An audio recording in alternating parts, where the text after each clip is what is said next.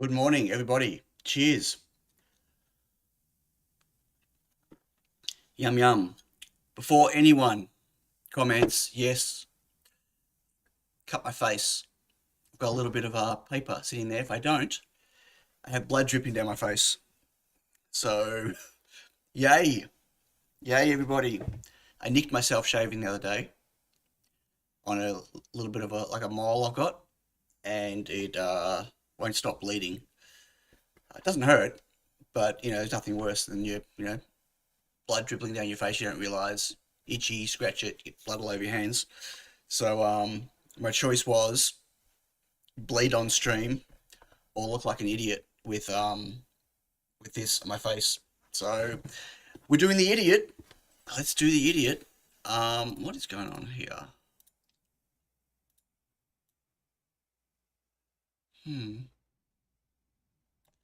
Something's happened with my layout. So when I got in this morning and I opened up OBS, all of my cameras had disappeared. Everything, nothing was there. It happens sometimes. I don't know why. So you get for shaving with I'm normally pretty good. I use a vibrating shaver, not a electric shaver. It's a manual one, but one of those vibrating ones. It's very hard to cut yourself, and I normally don't, except like a little mole there. Wasn't concentrating, went straight over the top. Ouch. I can't do electric shaving. I got extremely sensitive skin. I'm sensitive. I've got really sensitive skin. I get really bad rashes when I do electric shave. I've tried very expensive wet electric shavers for in the shower and whatever. I even shave manually in the shower because anyway, too much information. Happy Bamboo Day, everybody. Happy Bamboo. Bamboo. Bamboo. Has everyone seen? Have you all seen the printers out? Whoa, it's a chunk of money. I know people have already bought friggin' speed bumps. Yeah, facial speed bumps. So just give me a second. I am need to update something. Good. Okay. Good. Okay. So hi everyone. So I feel like an idiot with this, but seriously, I started bleeding after the shower this morning, and I put one on and I wore it all the way here, and got here about 40 minutes ago. Took it off when I got here, and then 5 minutes later there was still blood all down my face. So Bruce is having some lunch. It's a bit early in the morning for lunch. 6:30 in the morning for lunch. I'll stick with my P1S, I say now. Yeah, I'm going to stick with my Bamboo X1 carbon. So should we take a look? What is bamboo with rice? Yeah, don't need your 3D printer, whatever you do. Before we get into everything else, let's have a quick look at the printer. We should have a look at the printer. So look, it's here. And it's $3,500 with the AMS, that's Aussie. So, and starts at $4,500 for the 10-watt laser, $5,500 for the 40-watt laser. Totally the wrong format for laser, gotta say. Anyway, I get they're trying to do an all-in-one, but the whole all-in-one, including they've also got this cutting option, where you can not just do laser, but like you can cut digital cutting, like with they've got like a cutting tool, and there's also a pen holder, so you can draw. So you can draw and write with it. This pen holder, that's all. But this is also a cutting tool, unless their cutting tool they just mean for laser cutting paper. They've got laser cutting. Got all the cameras are for. No, you can't do or someone might make a custom nozzle, but you wouldn't. I doubt it. Like, yeah, this is very custom specialized. Anyway, this got all the things, everything in it, and their marketing video, their let's look at the printer video is so cheesy marketing. Like they're trying to make this extremely consumer focused, but there is no way you can join all these three things together and have it be a consumer device, in my opinion. But anyway, they don't go a lot into the two-head printing. So this here, watch the video, it's just cheesy marketing. Let's print a bicycle helmet and a bicycle seat. They don't go a lot into the two nozzle printing stuff. You know, you can do obviously two colors in the nozzle at the same time, plus the AMS. They don't really talk about how the AMS can feed into either nozzle. And they talk a lot about multi-material. They talk about color, multicolor, but multi-material, doing supports in one or doing flex, whatever. It's, yeah.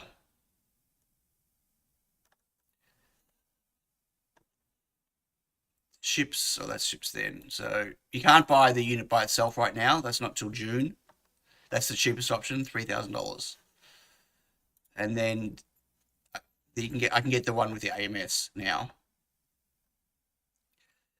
The only thing I'm going to get if I do this is the second nozzle, which, you know, 90% of my printing is single color or single material. So not a huge thing for me to go and jump on. The advantage this is like price wise over like a Prusa XL. This is dramatically cheaper. I mean, I get you can do up to 5 tool heads on the Prusa XL, but just look at the 2-head one. The Prusa is still a couple of $1,000s more than this and doesn't have an enclosure. What was it? Printing a helmet questionable. Well, it depends on what you're printing it with, but sure. And you print it with carbon fiber, different carbon fibers. Anyway, yeah, that the fake family video. That's what it was. It was just the marketing video. Is just. So I'm gonna obviously wait and see what reviewers say, but I'm not in a hurry to jump on this. Not as much as I thought I might be. So they don't really talk about an upgrade path to the laser stuff if you want to do it later. Not that I'd want to. I've got a perfectly good laser cutter and I'm about to get a better laser cutter. Long story. You'll all find out soon. Or maybe soon, in a few weeks. The heated AMS is, yeah, okay, sure. But there are other solutions to that already. The ways of modding the current AMS. Anyway, and no one's really gone into, you know, material wastage. Like, I want to find out about material wastage. I want to find out about how long it takes to switch colors, and can it be switching one color while it's printing on the other head, and you know what I mean? Like, they're the things that they don't go into that I want to know about. So, you know, I'm not spending $3,500 on a new 3D printer without having any idea of what I'm going to get, what I'm going to face with it. So, but anyway, I thought it was interesting. It's out, came out yesterday or today, 25th in America, I think. There you go. So, what laser kind of looks a little weak? Well, diode, you can't really get, I mean, 40 watts is the height of diode lasers, but you know, a diode laser is a diode laser. It's got limitations. When you say weak, they're totally different to a CO2 laser. So, it'll be attractive to some people in various scenarios. For additional use of 3D printers, probably not. Yeah, they're trying to reach into, I don't know if they're trying to reach into the craft and general hobby, Brennan, because they of the price point. I think they're trying to look to get into, you know, offices and places where, you know, prototyping places and stuff, traditionally where, you know, buying 2 or 3 individual machines to do prototyping stuff that don't seamlessly work together is hard, and you don't have technical people to use them. Like, these would be good, you know, in universities and whatever. I don't know. I think it's a bit pricey for general hobbyists, but yeah, I mean, hard to know. Hard to know. Okay, so let's move on. Let's talk about my square display case fail, but it was a long journey on the fail.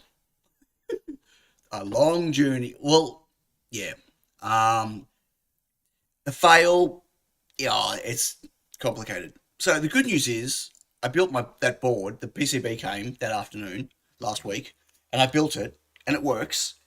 And so I don't know if people are even going to remember, but I did some dodgy stuff with the PCB to share UI, native UI from the S3, to be able to get I2S audio and use the SD card. Well, I got all that working. I got it working and have it switchable, which is as in not just you got to pick one or the other when your code starts, but you can switch between them. So you can play audio and then you can go and load something and it'll stop and shut down the whole I2S audio peripheral and then start up the SD card that you can then do stuff with. And then when you want to go back and play audio, you can shut that down and it'll reconnect the audio, which is pretty good. Okay, so people got review stuff already. I figured they would, but obviously I haven't had it. I looked at this briefly for 5 minutes before my stream started, and that's it. So anyway, I've got a bunch of code here. We can go through whatever. Let's go to, okay, how am I going to do this? There's the display. This is currently in the front part of my case. I'm going to, let me go back to here. So I'm going to grab it. I'm not going to be able to get it back in front of the camera again. It's running off, obviously it's running off USB right now. So I did finish a case, but we'll go through the issues with it in a minute. I solved the whole hinge a different way. I tried a whole lot of things after the stream last week, things we discussed, and then some other things, and then I came up with an idea which I thought would work, and it looked promising, so then I revised it to make it more robust, but it still has one inherent problem with it. But anyway, this is the case. Hang on, can you see lighting wise? So you can see the buttons on the back, oops, on that side, USB, there's a hole at the back for the battery connector, you got stemma QT broken out, there's air at the top to come out, plus that's where the antenna end is, speaker there's a speaker grill, the speaker's in, and SD card slot. Oh my god, the light black is terrible. I'm trying to get the light, there you go, SD card slot, SD goes in there. Once it's in, look, you know, you got to get your little fingers in there to pull it out. If you've got big fingers, there's a problem. This is all really nice, like, and it's screwed together at the back. And so the problem with it is, I'm just going to unplug it. the problem with it is it's much heavier than I thought it would be. I don't know how heavy. I don't have a set of small scales here, but it's you know, the screen itself's got a bit of weight to it. And then, by the way, I took the plastic off, and oh, this screen is a fingerprint magnet.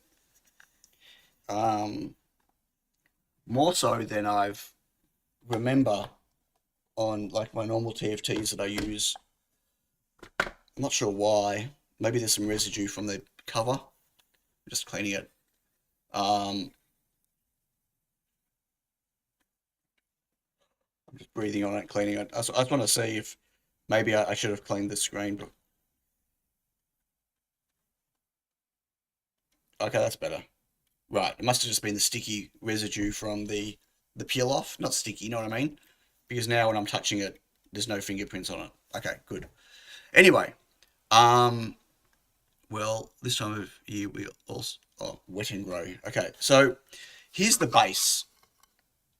The base is it's got a clip-on top for like, so the battery can go in there. There's a slot, and there's just a cover. I'll leave that off, whatever. And so what I did was, I have to go back to the other camera. It's too hard to do this, but obviously the camera's going to be close. See if I can get my hand. You're going to see my messy desk. Let's just focus on it. Okay, so what I ended up with is, actually I can show you here. It's a different case that doesn't have a rod through it. Is I ended up with, I went a magnet system. Okay, so hinges have got magnets, 3 magnets, and there are 4 magnets on each side. And so obviously this will not be locked into the center, right? So it can, you know, sit funny, whatever. But the idea is it would lock into the 2 positions. And it locks, like you can feel it, like you can hear it, right? It locks in what I thought was quite strong. Yeah? But, so here it is with a rod through it. But the rod itself, like if I hold this, I can turn this in separately, right? Because it's slipping around the rod, which is fine because these 2 get locked in with the top. So the idea is that it locks into position, but I did a lot of revisions on this to try to get the magnets to be perfectly aligned, not aligned in their radial position. I even learnt to put holes in the back so I can push the magnets back out. So the idea was that it would lock into position, and you'd always have 3 magnets connected to 4 of the magnets on the inside, right? And I thought this would be a winner, but they're still not strong enough to hold the case. The top. So the top has, you can see here, there are, that's just worn, but there's heat inserts inside, but they don't have to be heat pressed. They're Titan press. They're Titan fit. So on the inside, when you screw from the outside, it pulls the insert into its spot, right? You need to have the magnets on a larger radius from the pivot point. Yes. So anyway, let me just, do I have, no, I put the screws. Well, there's one screw. Am I going to screw this together? I wasn't planning on screwing the case together, but I'm going to find the other screw. Here it is. Okay, maybe I'll quickly screw it together just to show.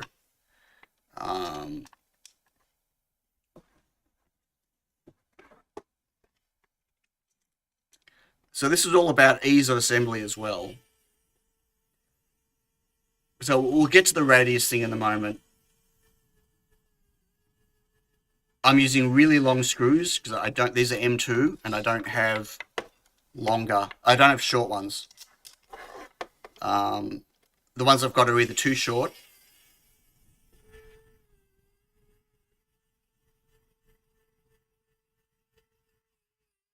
I realize I didn't say hi to everyone in chat, so we'll get back to chat in a moment.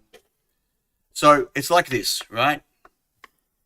And that's in place magnet-wise, but you can see it's, if I turn it upside down, it can disengage. And then if I go like this, right, this locks really well. Okay, there's locks into these positions. There's an extra position because of the 4 magnets. It locks really well, right? Fairly well. But this is too heavy. So it's just too easy for it to move still. It's not as sturdy as I want it. I can push on it, the magnets push it back again, but it's not good enough to be able to use it. And so, as Peter said, need to have a larger radius. So I already made it considerably larger than what my original design was. My original design was using 2 magnets, so 2 locking out of 3. The problem is to make the radius bigger. Pop-ups. If I put a pop-up support on the back, then I don't need any of the magnets, right? It defeats the purpose. Oh, it's a bit of fingerprints back on it again. Look at that. Maybe it's just my hands. Need to clean my hands. So I already made the base, the battery section, 3mm taller. So the whole thing now is much taller than I'd originally planned. And to go bigger, for every millimeter of the diameter that I make it bigger, or every millimeter of the radius, I have to go 2mm higher on the base, right? Or every millimeter of the diameter, I have to go 1mm higher on there. So to get this 20% bigger, to get the magnet spaced out more and away from the pivot, then I need to get this 20% bigger. And it's too big. It's way too big. It's becoming too bulky, right? We made a coffee while you screwed in the, oh, could have made, very funny. Can fingerprint magnets for scrub fingers? Yeah, that's like my normal, like the TFTs I use on my Reflow Master Pros don't do this, not as badly anyway. Lucky the screen's bright. So anyway, so the design worked well. Look, it's printed. The whole thing's designed to print without supports. It prints really well without supports. So it's super easy to print by anyone. You know, whether I was planning on releasing design files or not, whatever.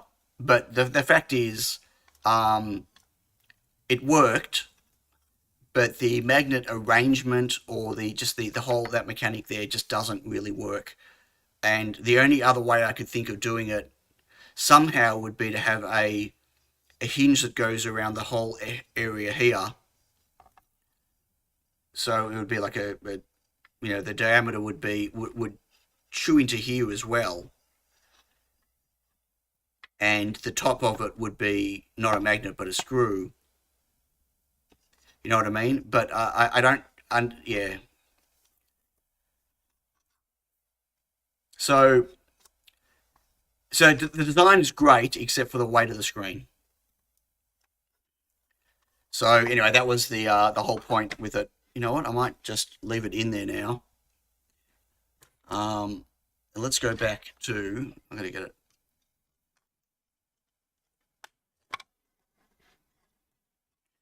It's going to be in the way of my coffee. It's going to be in the way of my coffee. Okay. I'm just going to unscrew it just for now.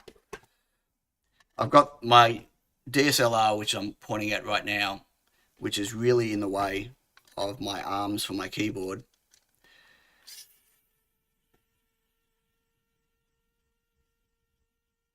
I'm going to unscrew this and I'll go back and say hi to everyone in the chat, which I forgot to do, which I apologize.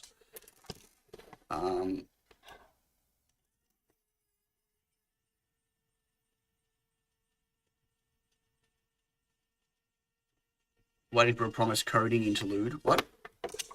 Okay. Move those out the way.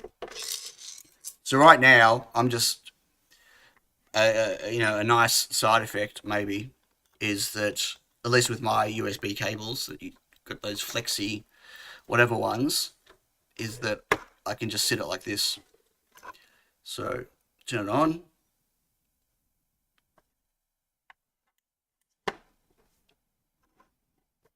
Get it in focus. Did everyone see that? Did you see that?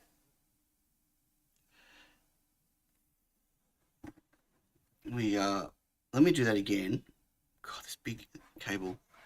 Let's refocus. So I'm just going to reset it. Did everyone see? It's not actually not a fast boot. We'll get to that.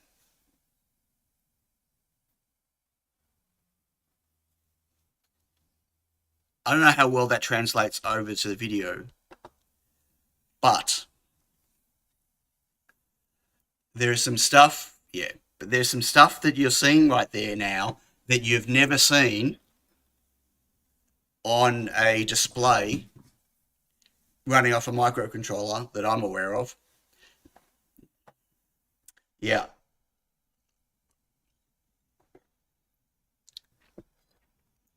So there's two particular things happening there that can only be done with Larry's, as I've written in the video, in the thumbnail, with Larry's library, and it's some stuff that he's added for me that I paid for, or I've contributed. Like I've GitHub sponsorship monthly, plus also some extra dollars I'm paying him. That it's open source, so other people will get to use it. But some functionality that I wanted for TinyWatch that wasn't available, that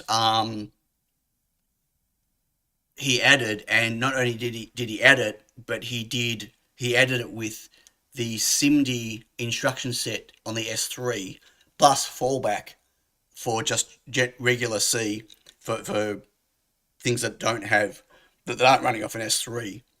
And yeah, they are Gaussian blur, SIMD, alpha blending between different images buffers, so that fade up is alpha blending, and tinting, so like region tinting via a mask, a 1-bit mask, all in SIMD, so it's super fast. How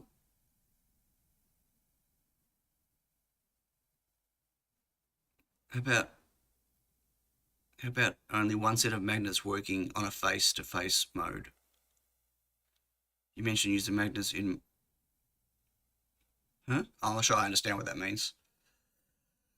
So yeah, so that the fade up of the window, it's fading up the window, and so the contents of the window is the background blurred. So the front is tinted. It's a black tint over a blurred, and you can set how much blur of the background image. I mean, that on a microcontroller on a 480 by 480 screen, I don't know what frame rate that was as it fades up. I've never seen that before at all, and that's absolutely wild. Absolutely wild. So, okay. I'm going to go back and say hi to people. I apologise, I didn't do it. Mr. England, H2D first. Did you buy one? Yumbo Prime, hello. Dastroris, hi. Sean, hello. Lachlan, good morning, Lachlan. And Graham, both up early. Johnny, hello. Adam Bryant, Wolf. Beata, hello. So I'm just scrolling. Brennan. Let's see how long Brennan can stay awake for this week. David Essa, hi. Christopher, the music scared the shit out of me. I apologise. Jumped around. AJ, hello. Bruce, hello. X-Micron, welcome. Oh, that's right. Electric shaving. Martin, hi. Peter Homan, hello. Saw the photo of your garage. So I never got to see your garage in its prime. Just at your decluttering you're doing now that you posted on Discord. Such a shame. Jet Shaker, hello. 21, hi. Okay, I'm going backwards now. Michael, good morning. Steve, SDG Electronics, hello. Alan Madston, hi. Brett Madness, g'day. Claire 42 has a review as well. Yeah, all the good guys get reviews.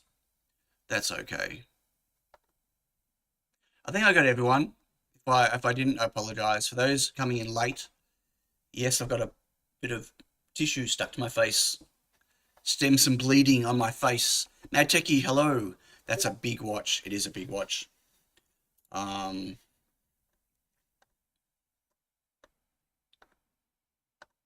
Whoa, what's going on?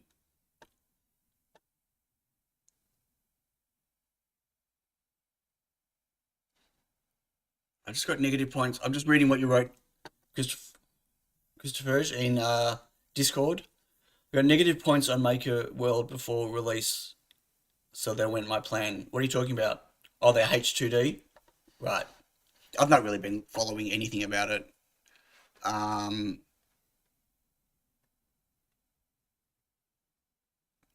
Setting up a 40 megahertz crystal on the S3. Just stick a 40 megahertz crystal on and put the correct loading caps on. It's not rocket science. Unless you're doing some nasty, unless it's too close to the chip, or you need to make sure there's plenty of ground stitching around it. Don't put any signal anywhere near it and stuff like that, and you should be fine. Unless you're using a bad quality crystal, a cheapy crystal, then you might have problems. Okay, so let's move coffee out of the way. Right. So this is loading, that background is a PNG. So it's loading PNG, not from SD card. Right? But it can load from SD. So that's another thing that he's added, is the ability to do really easy, just load this, just point it to a, so okay, let me go to, so lots of stuff he's been adding, and a lot of it's only got in yesterday and the day before. So I'm way behind with what I've been working on, like from a code point of view from this, but I've had to wait. Obviously, let's go to this view. So he's got a tool that you can convert images to C, right? I know there are plenty of tools out there, whatever else, but his tool, I'm going to do two things. This is not, okay, this is going to all sound very much like an advertisement for Larry for all his tools and his libraries, okay? His repo. It's going to sound like it is. It's not. But, and he's not here yet. Oh, he's just got in. Hey, Larry. Everyone say hi to Larry. I'm just started pinging. Okay, so close your ears. I wanted to get this done before you arrived. So this whole stream is not an advertisement for Larry, but I want to highly, highly, highly, highly recommend folks who use any of his stuff to sponsor him, to help support him. So not RGB 565. Yeah, RGB 565. The screen's RGB 565. So Larry's got a tool. He's got, these are 153 of his public repositories. He's got like probably double or triple private ones. So image. So his image to see what it can do is there are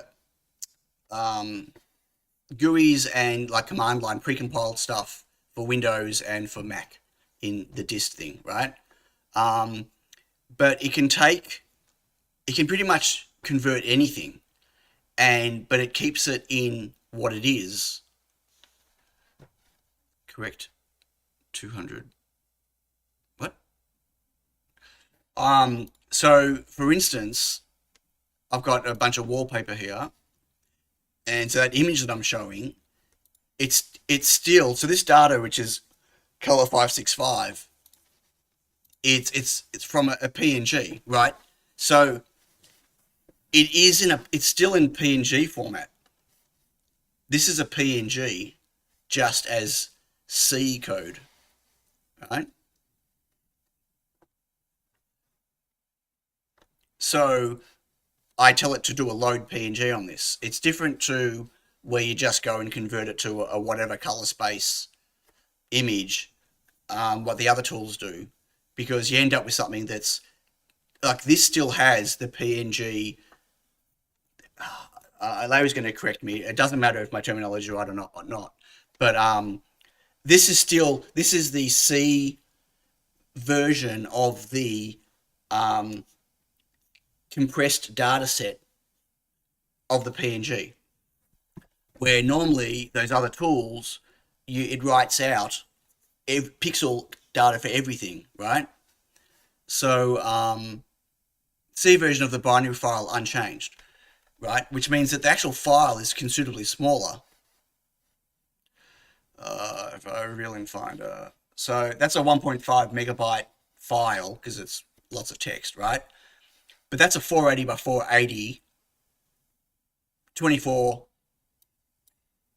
BPP color image. And if I was to do the same thing just using one of the other conversion tools that converts it to, 565 color, it would be like 3 to 4 times bigger. So that's really cool. But anyway, because there's an SD card on here now as well, SD card slot, you can also do local images on that, which you can load from. Okay, 5 times. So it's 5 times smaller for the same number of pixels, which is something that I wasn't doing on TinyWatch. HNS says no, and won't be. Same as UX1C works. Oh, that was for me, responding to me. Yeah. Okay. When you wrote first up top, I wasn't sure if that was first comment or first one to buy one. So, anyway, okay, so let's close that.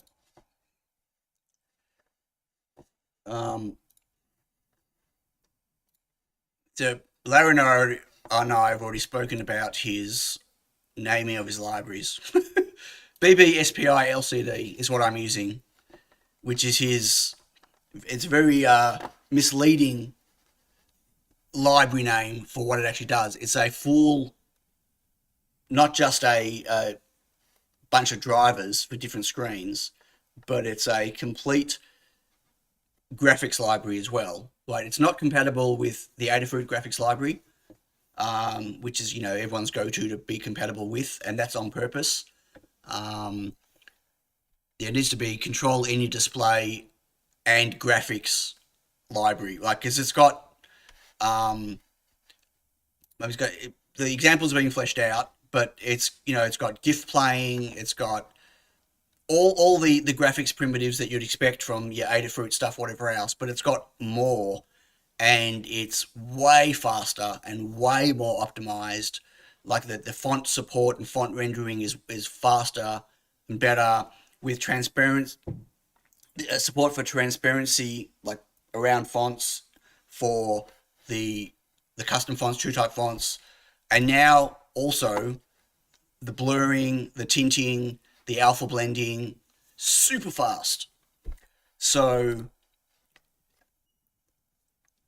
let me just quickly go to here. I'll tell you where this all started. It started with my watch. Here you go. Here's my watch.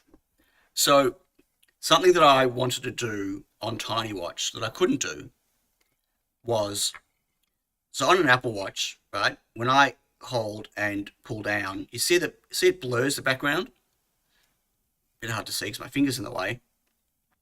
It blurs the background and it fades up the thing coming in and fades out the background. See that? Really nice smooth transition. There's no way to do anything like that, or there wasn't any ability to do anything like that at all in any graphics library available for the Arduino platforms. For any MCU, it didn't matter. TFT, ESPI, no Adafruit graphic stuff, no the Lovian, whatever it's called, no. None of those things had the ability to do anything like that. And even if they had stuff, it'd be software based. It could be, you know what I mean? It would be expensive. Definitely wouldn't be anywhere near as fast as that.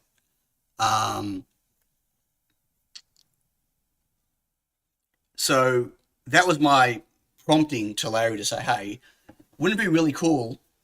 I said, it started off with, it would be really cool if we could get, transparency. And it'd be really cool if we could get some type of blurring. And then he'd already started working on alpha blending, but not SIMD alpha blending, right? So for those that aren't aware of what SIMD is basically hardware level instructions that are built into the S3 for doing super fast data manipulation. So it's the same as the single instruction, multiple data. So it's the same as all the extensions on the Intel stuff, right? Or any dedicated hardware these days that I mean, neural engines, blah blah, whatever else. But it's the what's a good example, Larry? That I mean, other than obviously on Intel or whatever, but something more modern.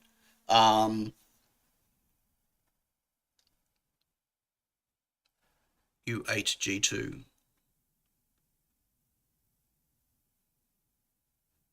What's okay? U8, isn't that a library? U8G2 or something, or is that I don't know. It sounds really familiar. An Arduino library that I looked at ages ago. Anyway, yeah, they're just a set of instructions that allow you to do stuff really, really quickly with data, right? Squeak, Andy Mouse. Right, it's a graphics library, right. So it's a packed bit instructions. I don't know, Larry Lance. It's at the hardware level, right? So, I mean, like if you look at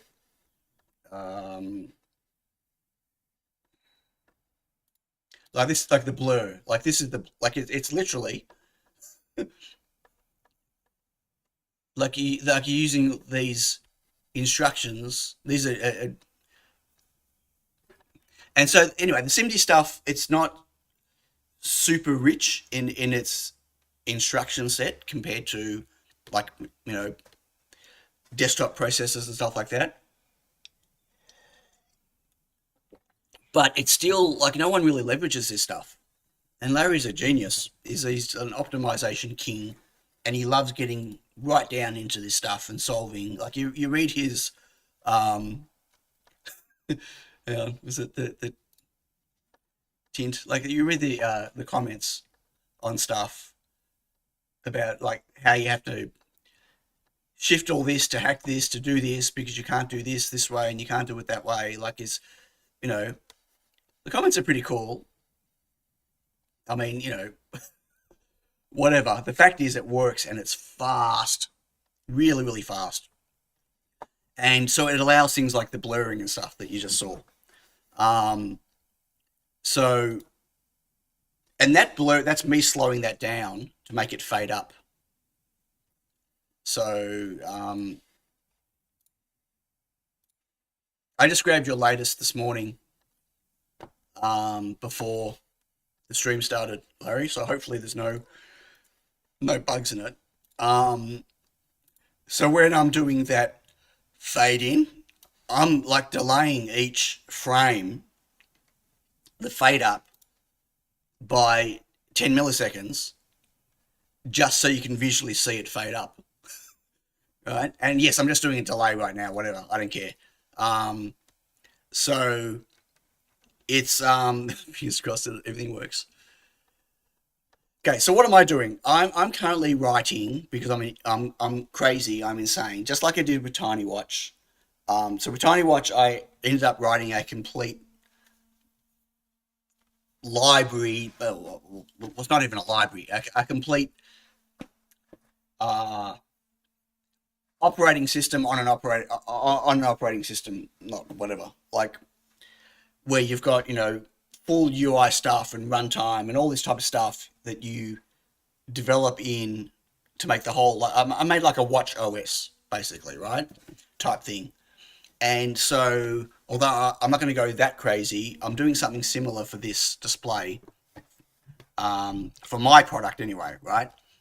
To make it really easy for people to then use that. I'm doing it as a library or as a, you know, it's not a single file library, it's a bunch of stuff, but to allow people to be able to build their own custom whatever they want to make, but using really nice fancy stuff like built-in UI elements and stuff. So that there's a window, right? That weather forecast, and that actually lives as a window that can be called and moved around the screen.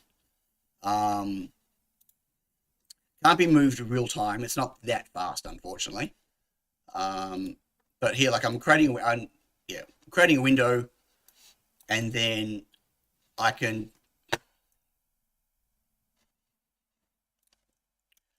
just do this.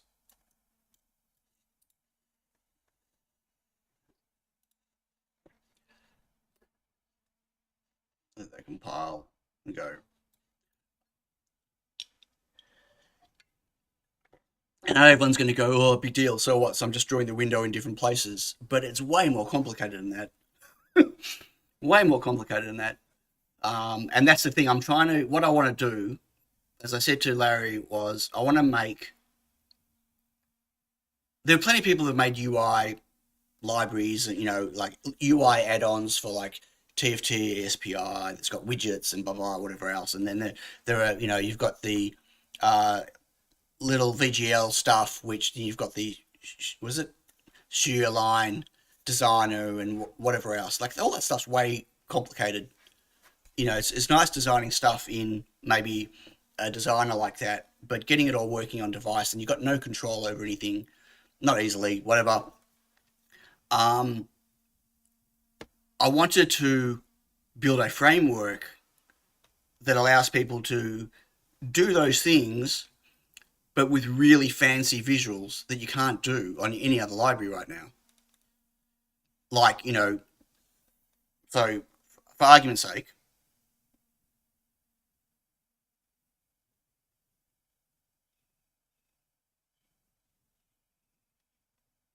Hello.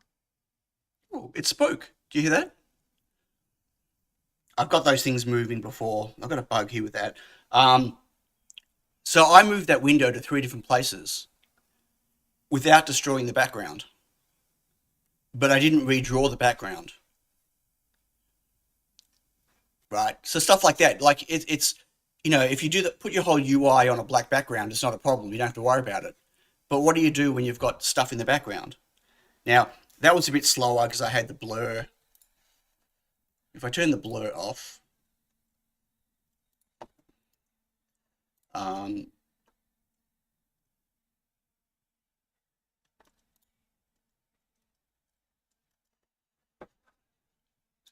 recompile. 2D's parts look like masking out 5.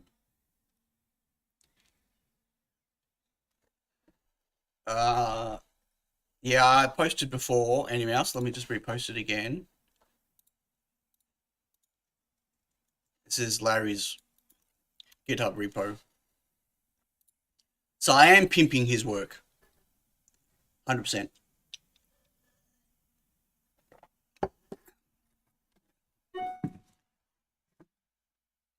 Come on, Flash.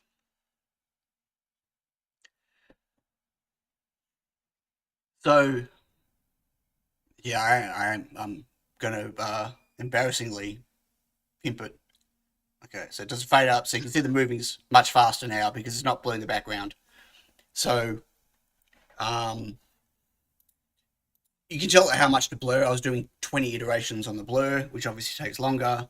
Now it's just tinted, right, without blurring what's inside it. But so all of the elements that I'm building understand about the backgrounds that they're sitting on, and it Rick knows the how to... Almighty says there is a serious error on line 64 missing an E. Line 64. What?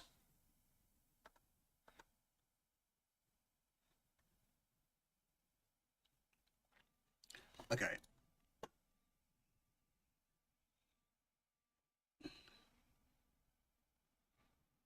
$94. Oh, forecast. Yeah, I can't spell. There you go. So yeah, the point is the whatever these controls are will take care of all that for you, right? The idea is that you can just put anything. It doesn't matter what the background is.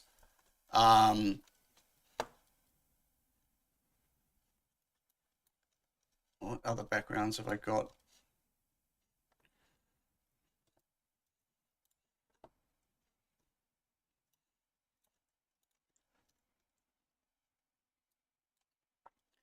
Larry, we're gonna have to just speak about doing yeah, like how we're gonna push stuff into PSRAM or not into PSRAM. I don't know what that one is.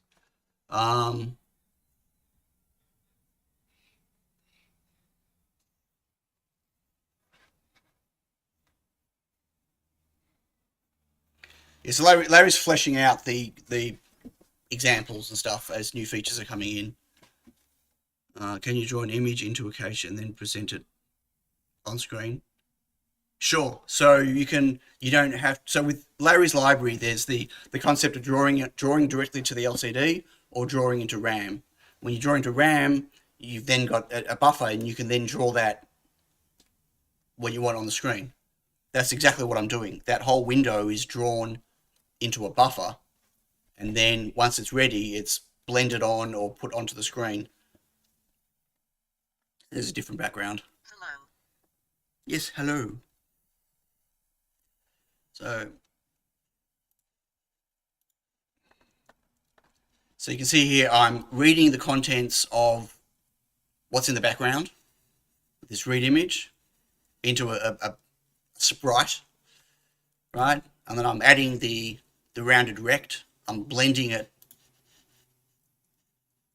like into a foreground, blending that onto the background that I've pre-captured. I'm writing the text, centering the heading.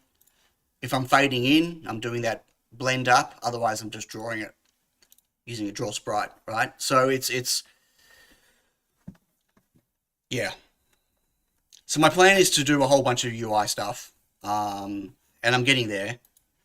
Well, I've only just started, right? Like I could only do this, the blurring yesterday, and there was a cache issue thing that was fixed, and I was getting some SPI speed issues which we've resolved.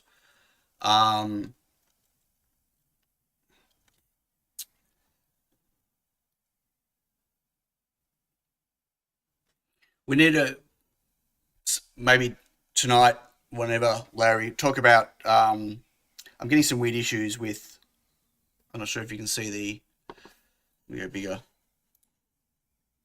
the transparency. Sorry, we're just doing a debug session. The transparency around the text when using custom fonts sometimes has some problems. So every iteration of the drawing, it's doing something weird. I don't know what that is.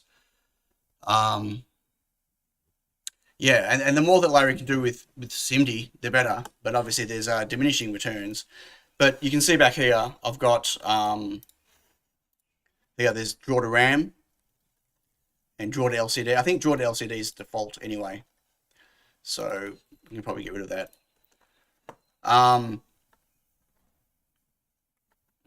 Yeah, he's done some really great work So that the work from a graphics stuff that he's included, it's a bit different to working with any of the other libraries that are out there.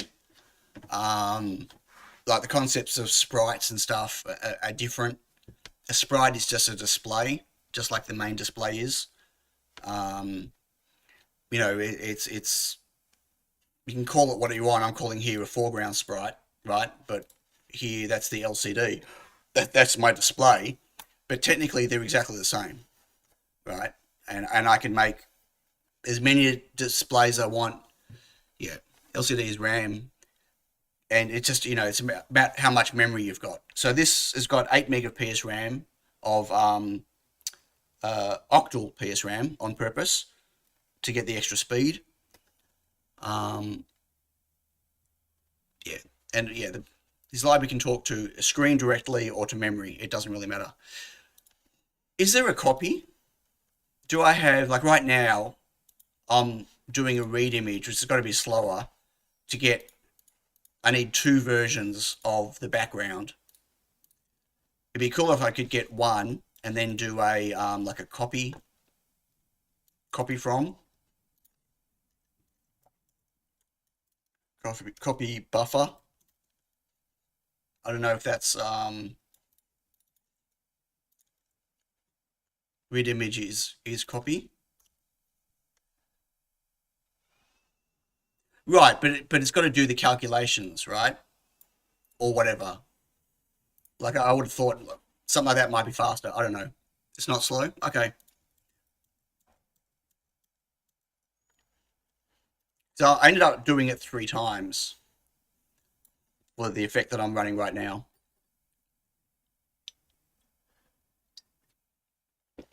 Nothing Larry does is slow. So right now I don't have, that time is just printed on the screen. There's a few things that, okay. I wasn't planning on doing a lot of coding today, but I might do some coding. So a few things I haven't set up yet. This has got an RTC on it as well. So I don't want to pull it apart. There's a lot of stuff happening with this. No.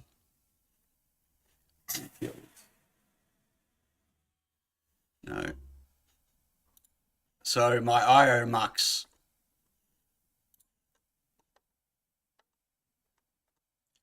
So that's my IO chip.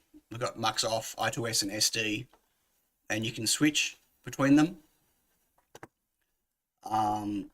which is running that mux. The LCD setup, when you initialize the LCD, that's all being bit banged now. So because they're all hooked up with the IO expander because they didn't have enough native IO. So this is all happening via the IO expander, which is slower than it would normally be, but I've got it right now. I've got it to under a second to initialize the screen on boot before you can display anything, and then, but I can get that faster, but I haven't bothered optimizing it yet. I haven't done your optimization, Larry. So I wrote my own library for the driver because I'm using it's compatible with one of the other brands, but this is a Chinese chip. So I grabbed 2 or 3 other libraries, had a look at how they work. Oops, shit. I just ripped that thing off my face and it's bleeding again already. Oh no. Okay, well, we'll get there. But these do reads before they do writes. So when you look at the write here, it does a read first, and that can all be cached in an array. Okay, I might have to take a quick break. So I told you, see that thing? Should I stick a big band-aid on my face? What do you reckon? I might stick a big band-aid on my face.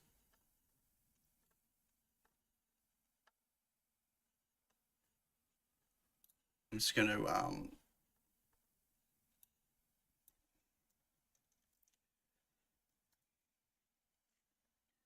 just give me a second. I'm going to put it on break for a minute, coffee break. I'm going to go deal with my face. Back in a sec.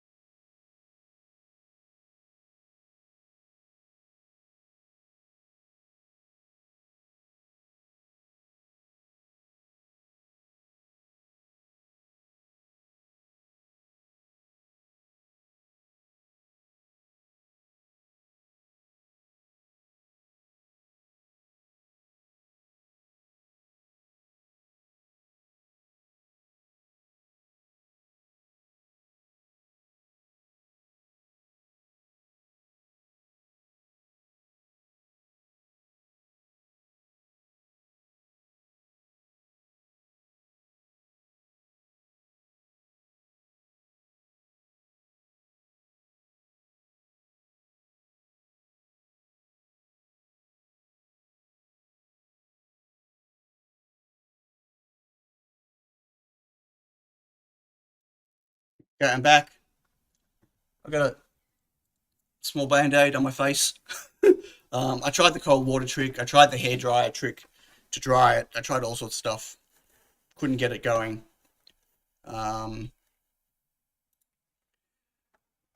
Interesting. Any interesting architecture patterns used?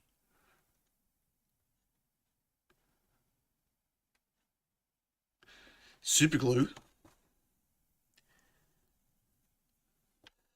Okay, anyway, I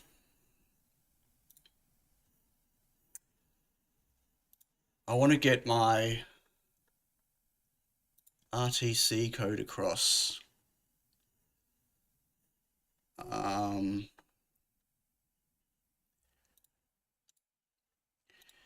New folder, peripherals.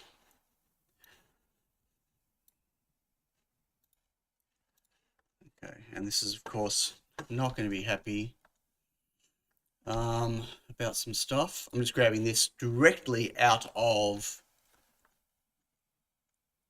my Tiny Watch project, as you do. What else do I want while we're at it?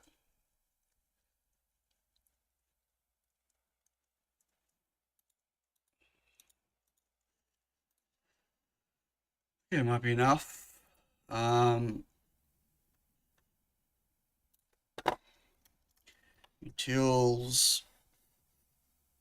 I want to get the clock updating on the screen. Utils. I don't want that.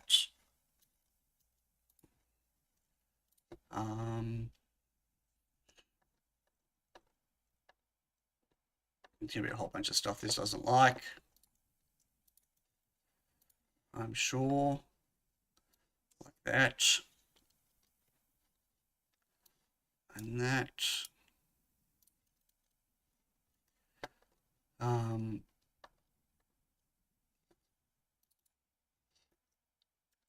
all these.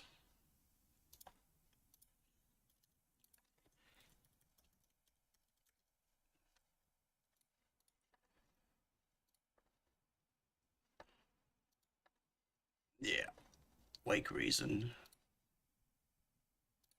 I'm gonna have to move all that over.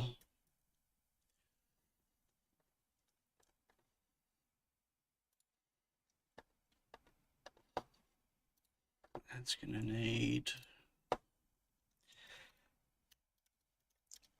oh my god, can't type. Include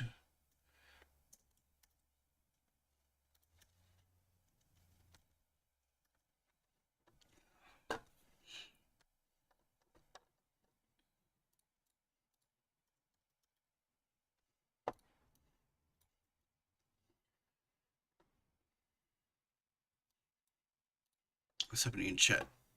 Is anything exciting happening in chat while I'm doing this? Need a wake reason.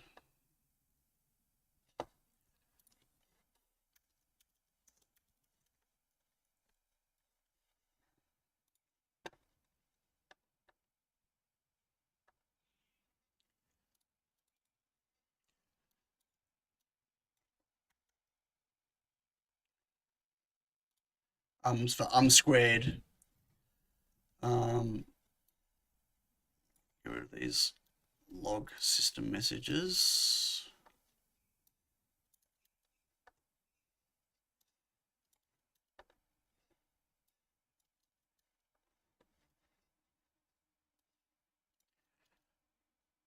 Oh.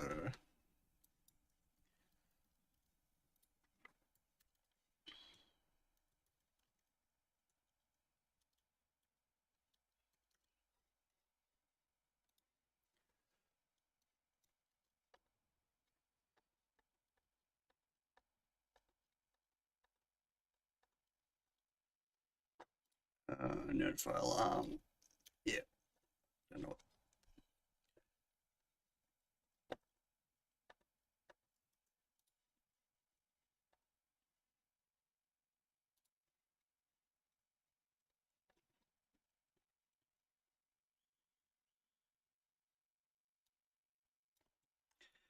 Referrals.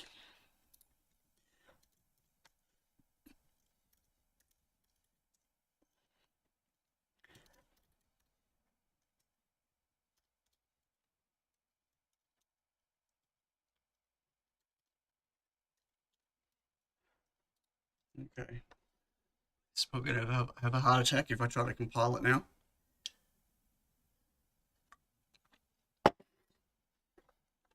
What was that question? Do you track which parts of display that need updating? I remember having a scaled down version of my screen buffer to only send data that might have changed. Oh, that's to Larry. Yeah, I don't know how he'd do that when the user can kind of change whatever they want anytime, anywhere, big or small. But hey Shipu, how you doing?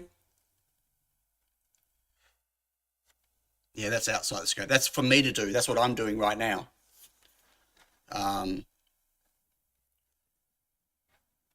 So I track, the window and the window's contents and the background that needs to be replaced for the window or whatever the item. That's on me to do all that stuff, not on Larry, because Larry's got no idea of what I'm doing. Oh, that compiles. Okay. So that's unexpected. Totally unexpected.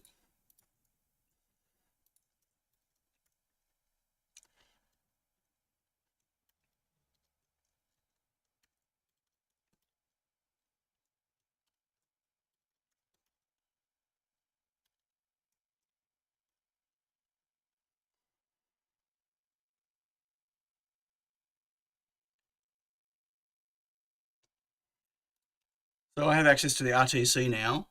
What the?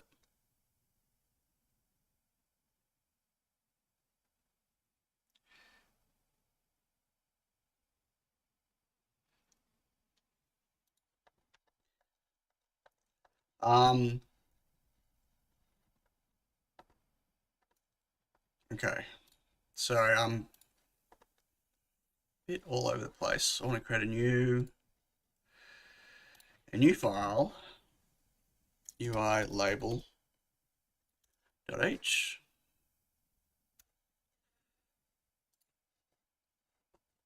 Now, I know it sounds stupid.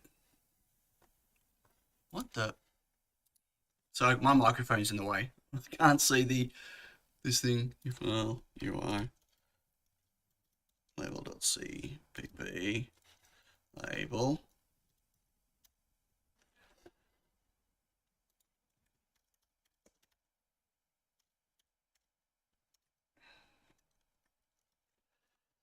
Now it seems stupid that I'm making a label thing when I can just draw text, right? I can write text. The problem with just writing text like I've done with the camera with the at fake time here is I've got no ability now to remove that and change it without destroying the background. In this case, the background looks like it's kind of black there, so it might not matter, but it matters when, if I was to do it down here, and then when I go and replace it, I have to blank out that whole thing as black, which then leaves a big ugly box there, and I don't want to do that. So the idea is that a label will be able to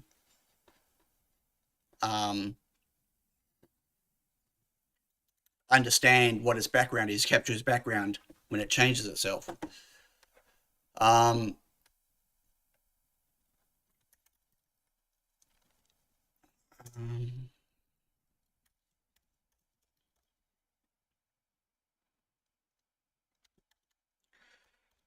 Public will be a int 16 tx. No, they're not going to be public, whatever.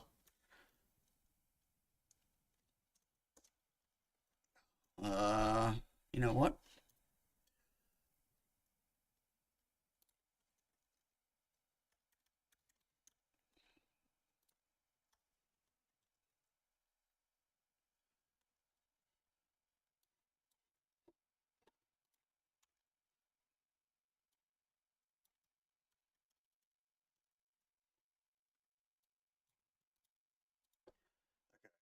Need a void create. It's going to be a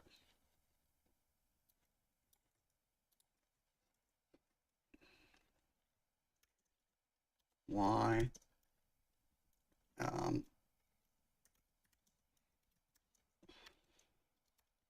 title, and we pass it a font. We should pass it a font, shouldn't we? What are the fonts? Your P font, you got a P font. What is P font? LCD P font is what? Graphics font. Okay. So I want to pass it a pointer to a font.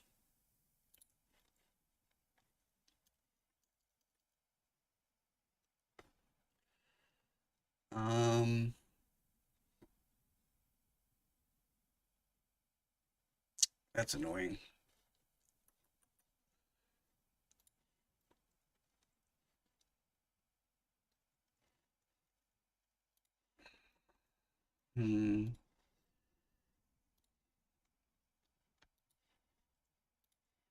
That's going to be part of there, isn't it?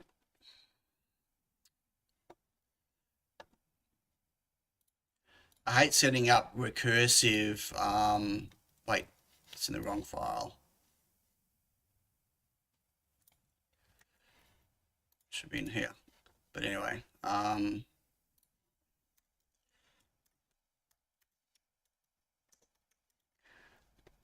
once.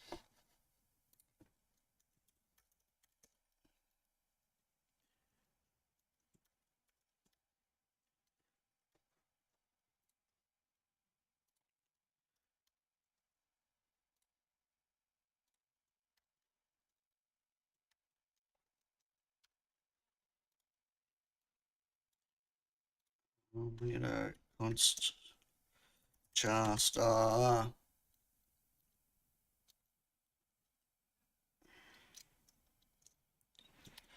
title, and we need a cached font.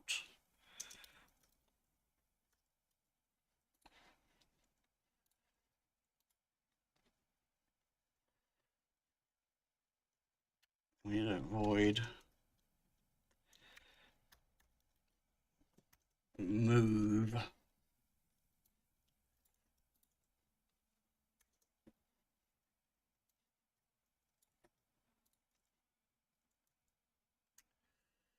Ooh. Hey, Technolus. They have to fit all of the business logic in a short pause between frames, like you had to.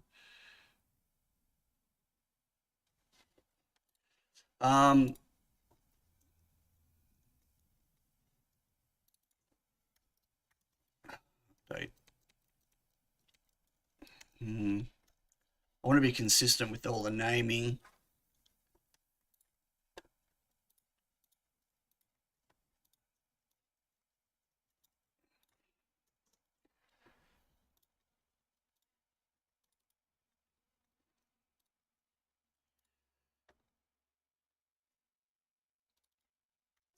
I'm going to change this to update instead of move.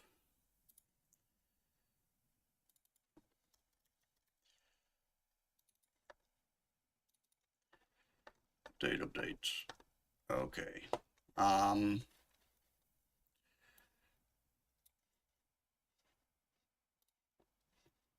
We need some.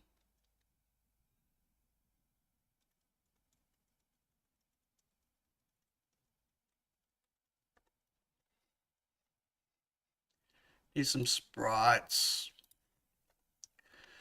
Need a background sprite.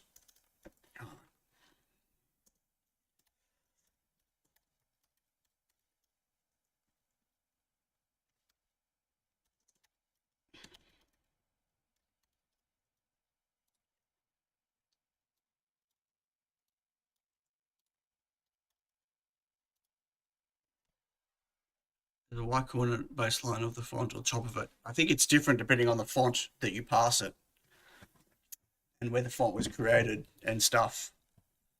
Yeah,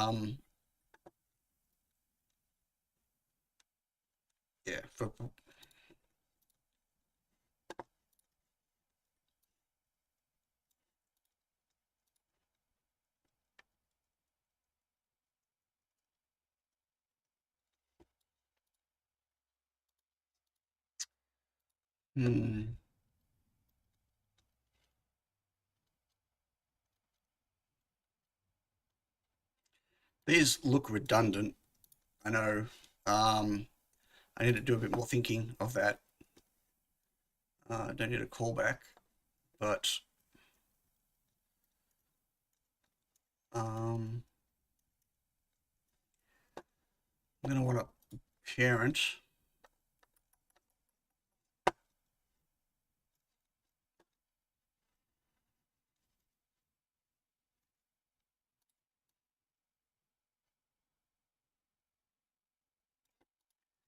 Worry about that later. And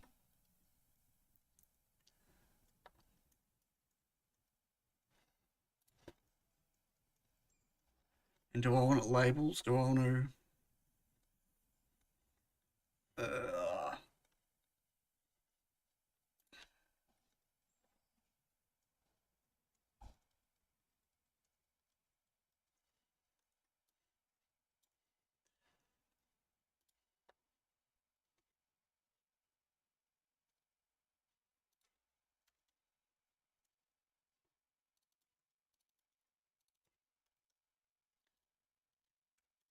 On a way of having them all.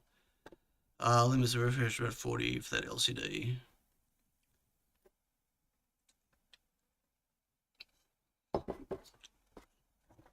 $40 is okay. You're talking about octal PS RAM?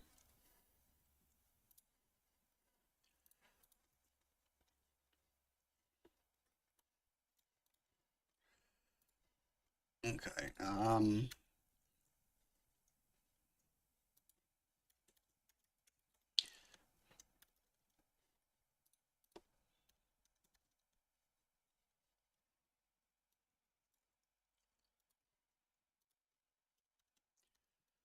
I wasn't actually going to work on this bit today, so I haven't really thought about a lot here, but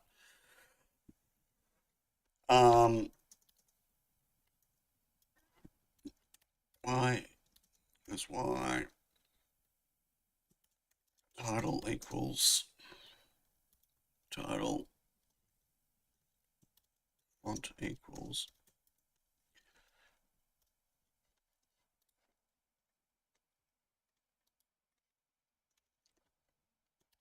background, sprite. Right, it needs to know, I need more info. I need a width and a height.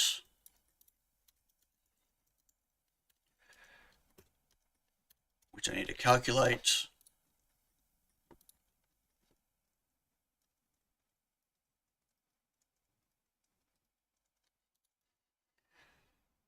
So when I pass this in, I want to then do a lcd.get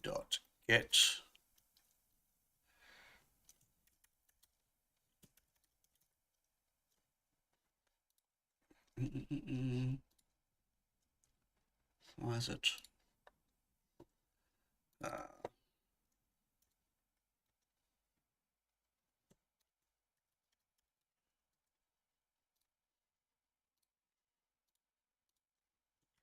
get text bound,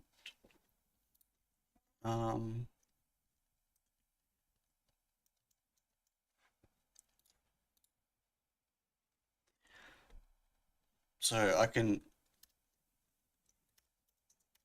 0,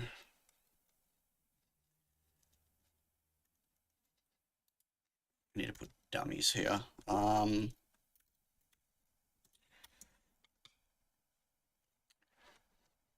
Right, width and height can be negatives, can't they? I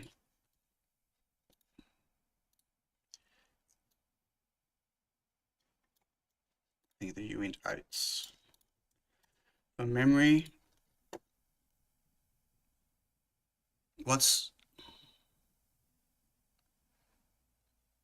tedious? Oh, right.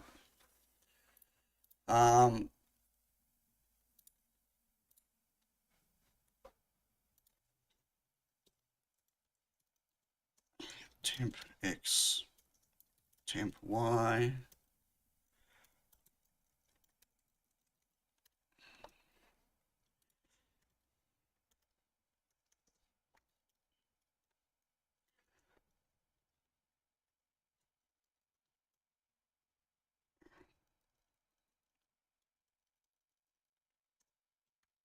Width, height.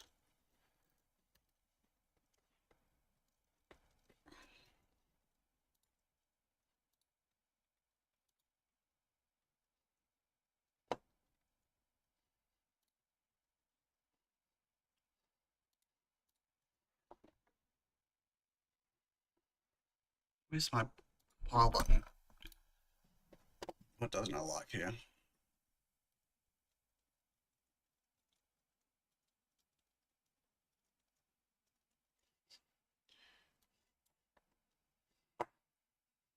My label is not declared in this scope.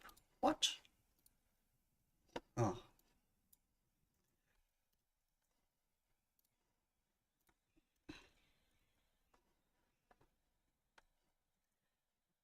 No matching.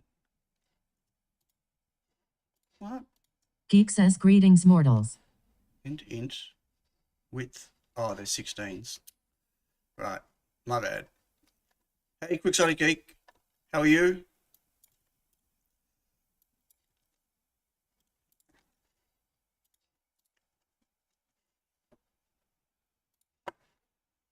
Do they really need to be 16s for width and height? Are we really going to have a font that's going to be more than 256 pixels high? Surely Geek not. says sleepy. Oh, I know that feeling. Uint. No matching. What? What am I missing? X and a Y. So X, Y, and Y. They're both in 16s. U in 16s. What's wrong with that? That's what I've got. In 16s.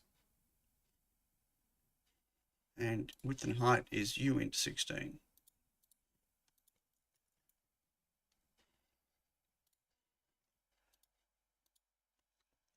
The font info needs some member bars to be signed because of the negative offsets. Right, but 16, would it, oh, I guess it'd only be, right, it's going to be signed, it can only be 128. Right, okay. And larger than that. Okay, fair enough. Except I don't understand why this is not.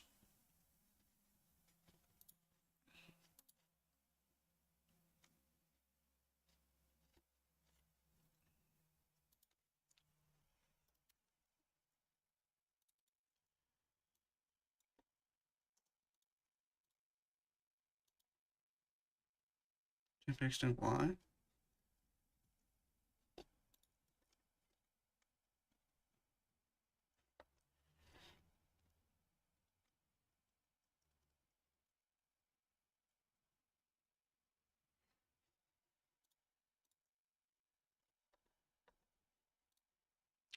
String.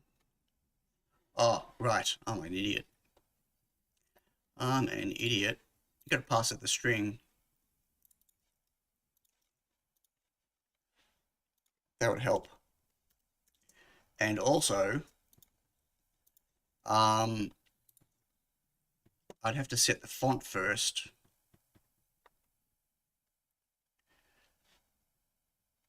Oh, that's interesting. So, Larry, I need to set the font to be able to do the get bounds. But I don't want to set... What are you making? Hold on 1 second. Sorry. And I don't want to set it on the LCD because then I have to set it back again. And I can't set it on the sprite. Can I set it on the sprite before I've called create virtual? Because I want to build the sprite that the label is going to go into to be the bounds of the text. And I can't calculate the bounds of the text unless I've set the font, right? But I don't want to set the font on the LCD because it might be using a default somewhere else. So this is Quixotic Geek. This is set on any instance. Right, but I don't want to set it and set it back just to get the bounds. I mean that's it'd be cool if you could pass it the font as well. So this is a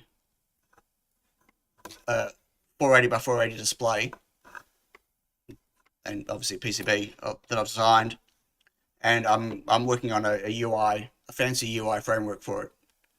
I think it'll work before you call create virtual. Oh, really? Okay. Okay. That's even better. Foreground sprite.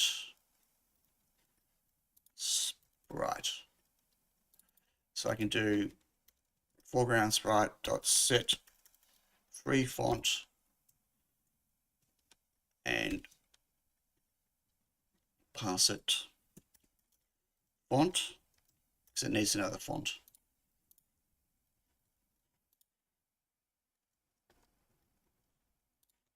What?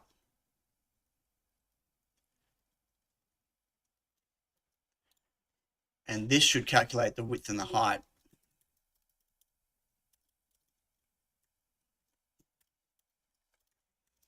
Sorry, Quixotic Geek, I'm right in the middle of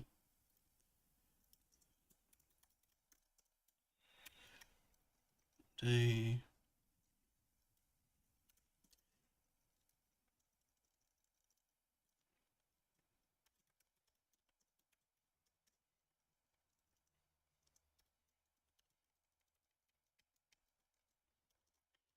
Total, oh God.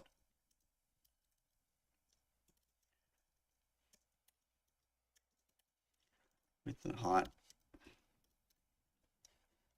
And then I'm going to do a create virtual width height. And then I want to grab what's currently there.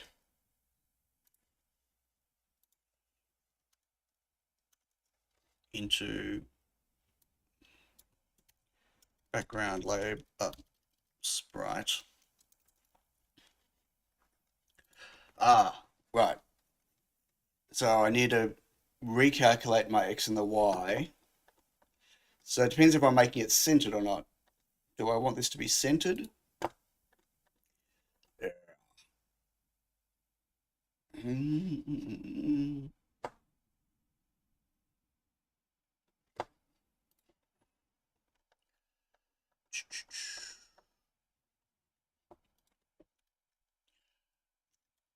Enum text center.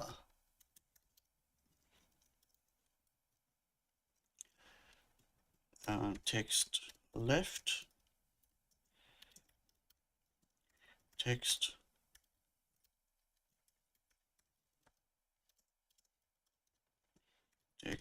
right.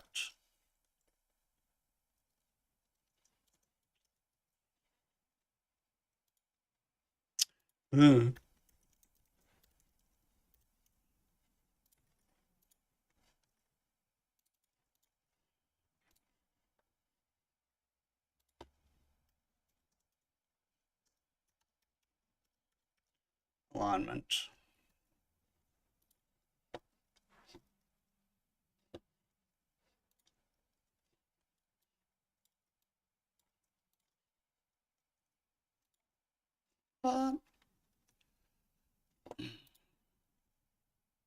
Make some intrinsic function names. Doesn't appear to be much out there doing this.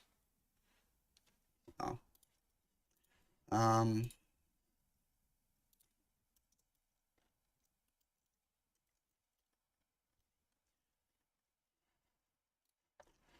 need to have alignment. That should not be text center. That should be. I'm an idiot.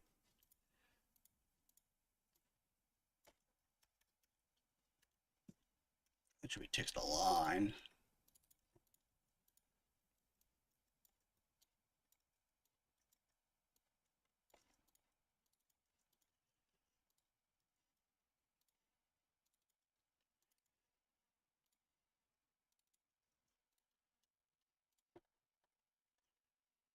And I need to store.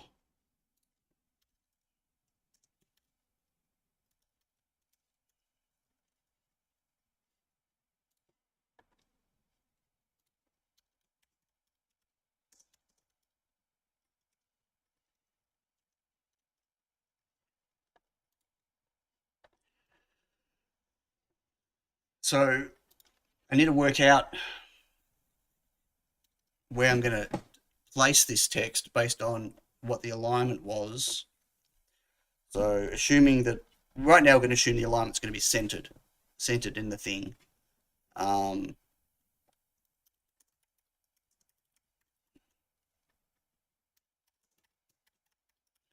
If align equals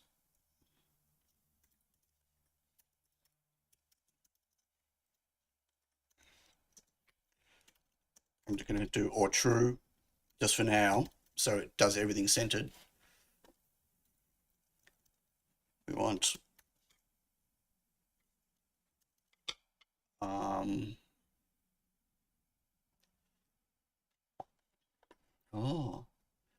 so we need some extra variables.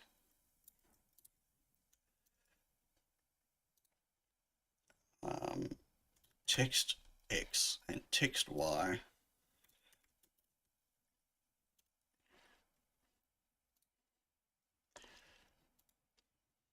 Text X is going to equal the width of the whole thing divided by 2 .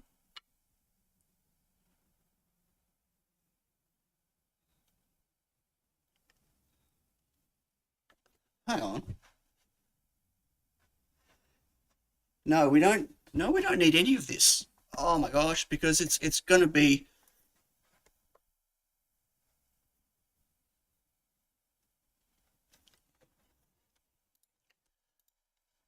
yeah, no, that's not what I want. I want so if it's centered, it's going to be x plus width divided by 2. Text y is going to be y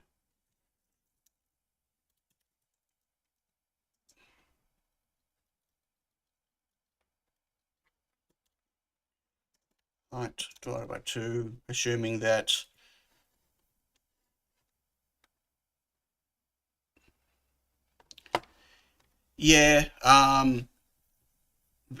I might have both. I don't know. Let's just see if I get even one right now.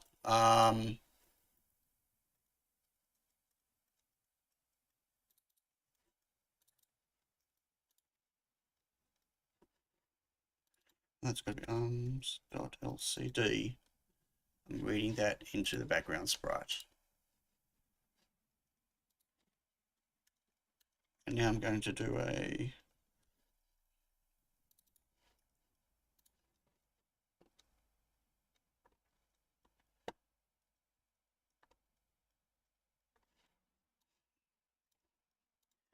need that into both foreground. I'm going to foreground sprite dot print, no, dot set cursor. Oh, we haven't even worked out font color either.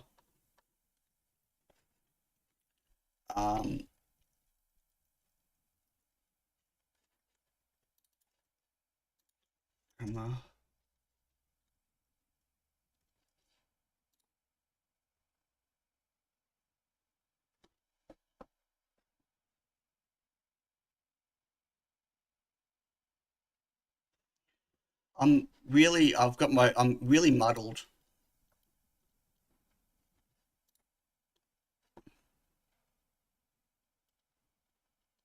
Because X and Y is where I'm putting the bounds.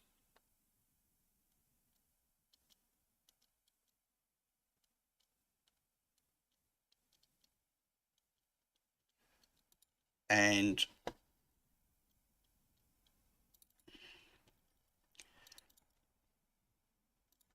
that should actually, okay, I'm doing my head in.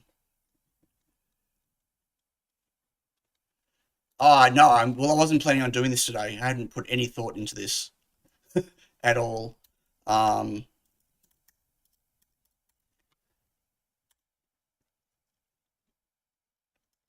Print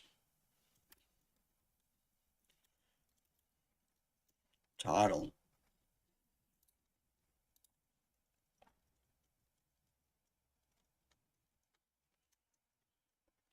And I need to do a draw sprite. Okay, just.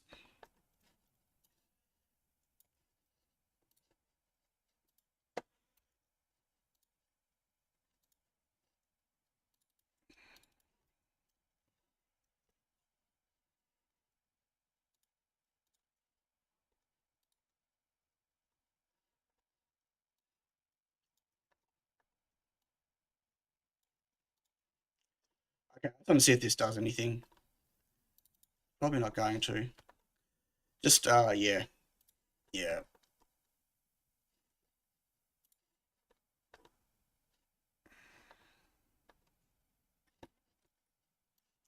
This is going to give me recursive, isn't it?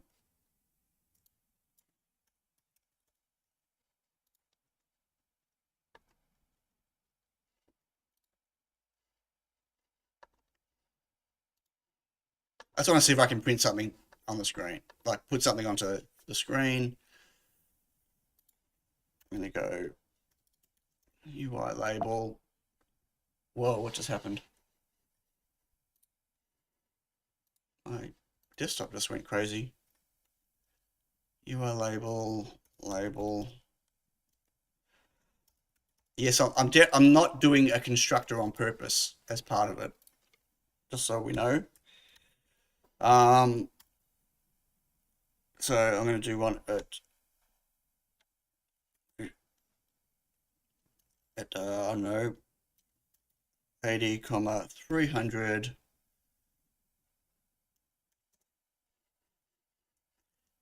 I've already forgotten. Text, the font, and the alignment. The text. Hello world. The font. Just do that.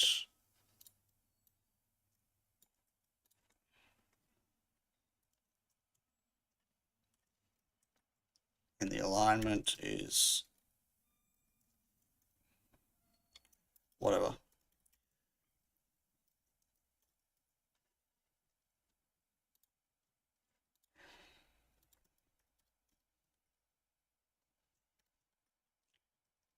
What? Oh, align.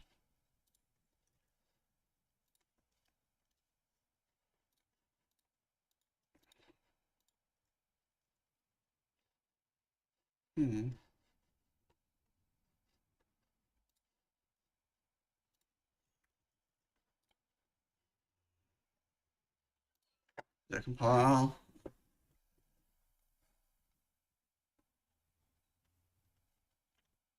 No. Text line has not been declared.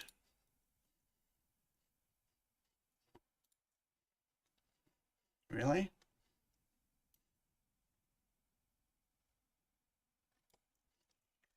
That's why I don't put it there.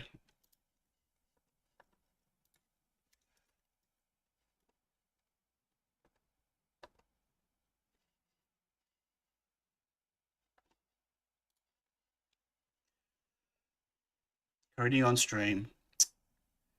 Terrible. Cannot convert from that to that.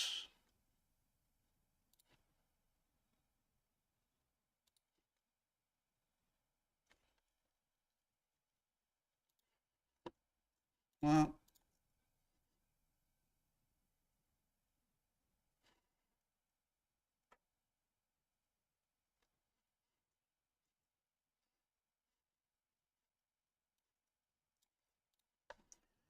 I don't have to, do I have to cast that?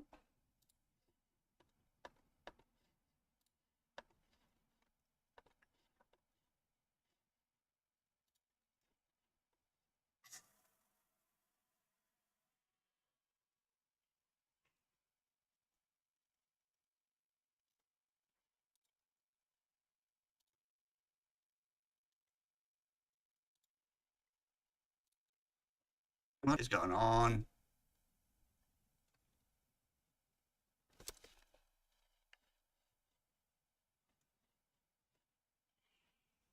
Oh, it's const.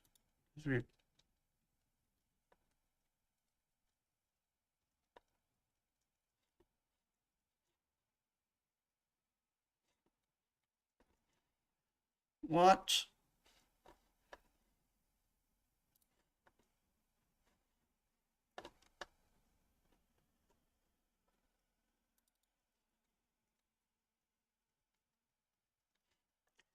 But you're not doing that, Larry. What's going on? When you're passing a font in, oh, it is const. Oh my God. Okay.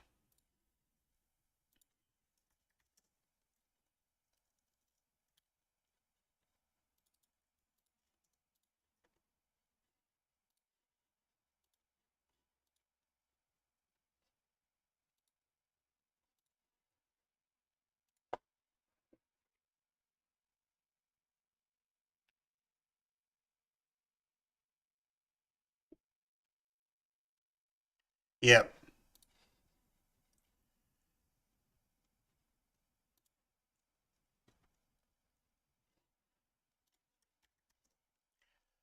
Oh God, I can't write const.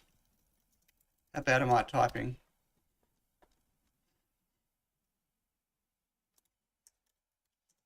Again. Why am I hitting this? What am I hitting on the keyboard? Okay. All this so I can have a non-destructive background. What a pain in the ass. Have I put everyone to sleep already? I was hoping to have a lot of this just rubbish stuff done a while ago, but I want to put the time on the screen.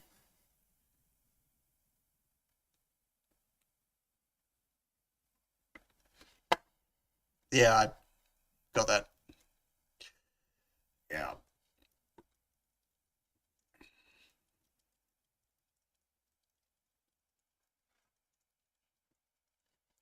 So I thought about encapsulating all of the UI stuff in JSON or in a, you know what I mean, something that can be parsed.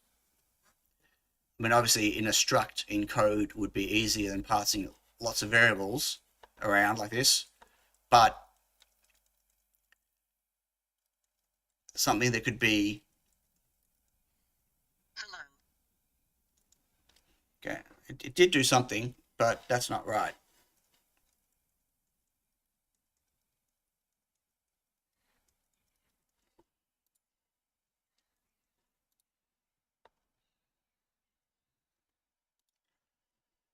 So we need to find out what it printed.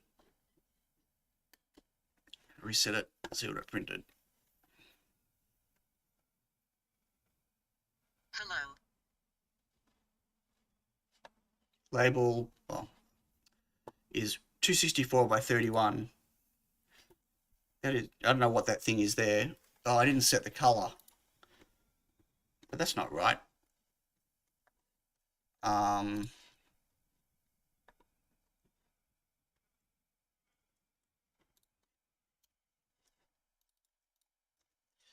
Set font.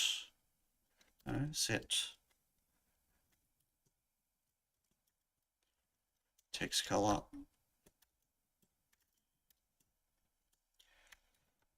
Yellow.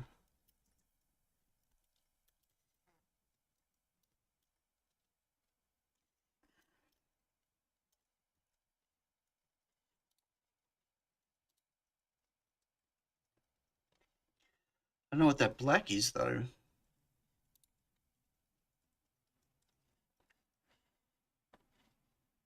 That should be S. HTML CSS is a language for describing. Yeah, no, something that's. Yeah.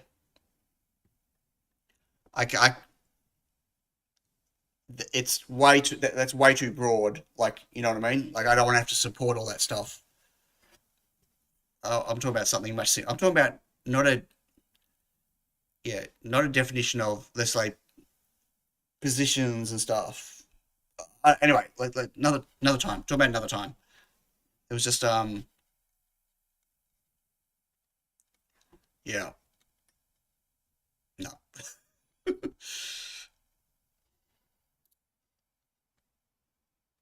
Hello.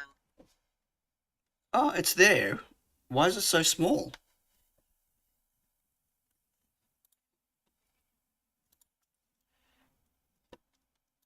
Did I mess something up?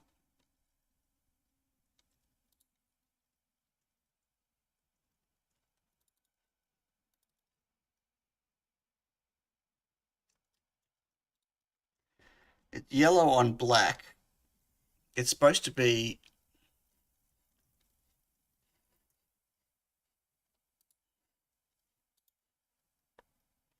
I don't think it's liking me passing this in.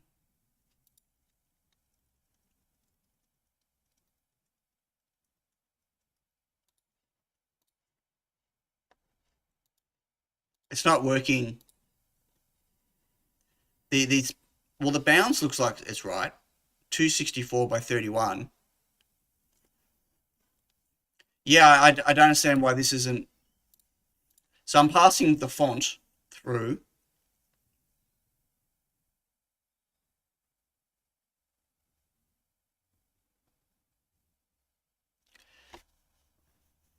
That's way too complex a question to be asking right now. I don't know what you mean by OpenGL style. Larry, I'm passing this font through, which is just the Roboto Black, the same font that's up here, but it's calculating it to be 264 by 31 pixels. But then it's drawing this tiny little thing here that you almost can't see. It's writing "Hello World." on a black background. Cian, Chad has disconnected. Okay.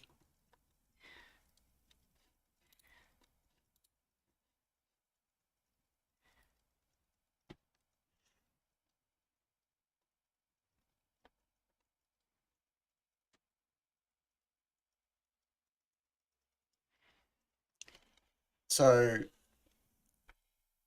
set options, then call API. Oh, I think that was to him. And using the default API fixed font. Yeah. So I'm passing the font just as the pointer.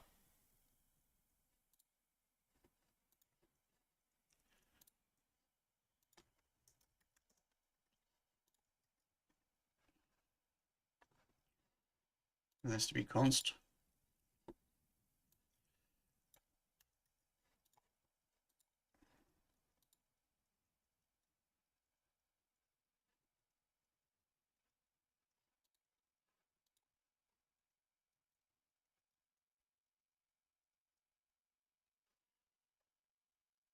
Fair to pass as a pointer, but maybe you're not passing it to the right class instance. Yeah, there's only the one class.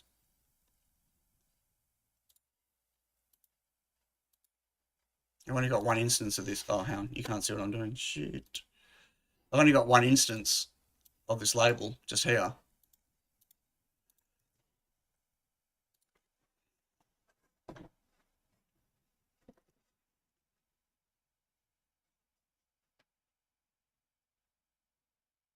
Could it be that I can't set the font on a sprite that's not created yet? Or is the creating it losing the font setting? Maybe I have to reset it again afterwards.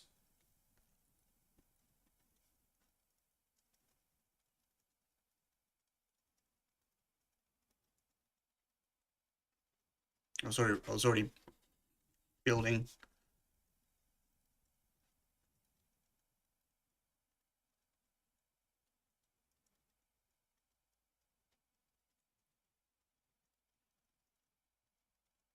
Hello. Clear, right. So when I do a create, it clears it. That's why. Okay. So I have to set it again. So so here's a feature request, get text bounds where you pass it the font.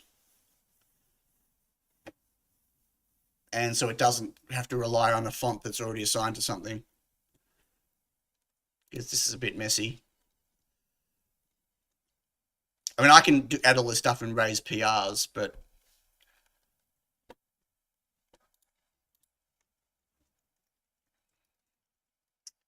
come on.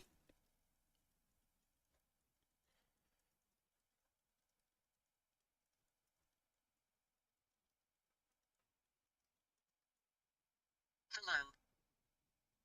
Okay, now it's not displaying at all. Now there's nothing.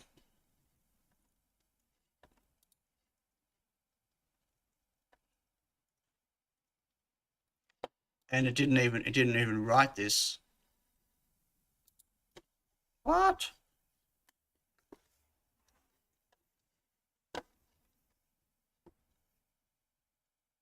Hello. Okay, this time it did. It's showing the label, but now it's not.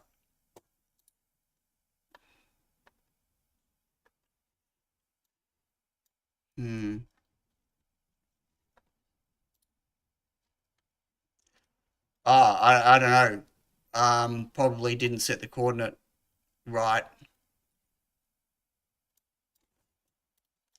Right. Probably to the top edge. There you go. I'll fix that now.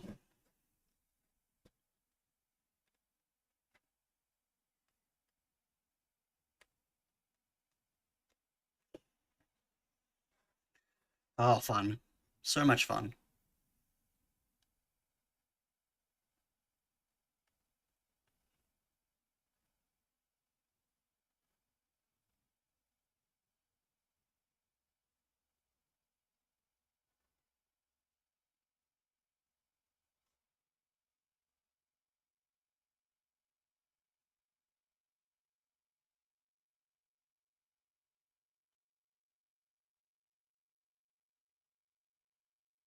Here we go.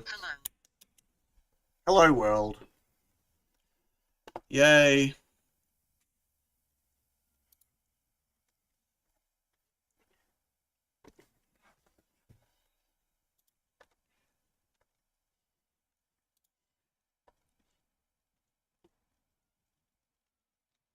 Oh, I absolutely would. Yeah, this is no big deal, folks, but I want to do this. Move.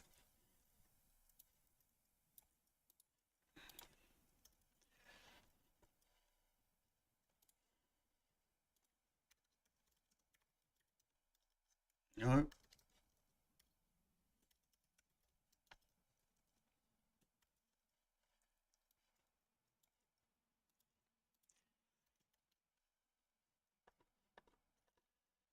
Um,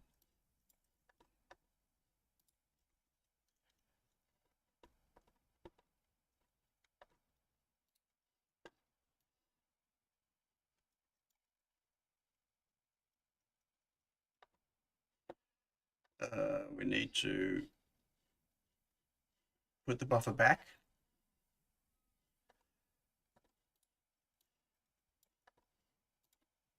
So we need to draw background sprite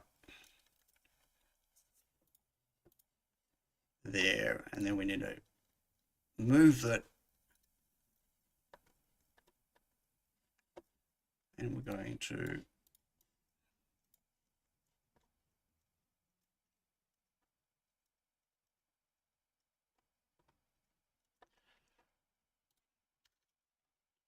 re-grab the new ones.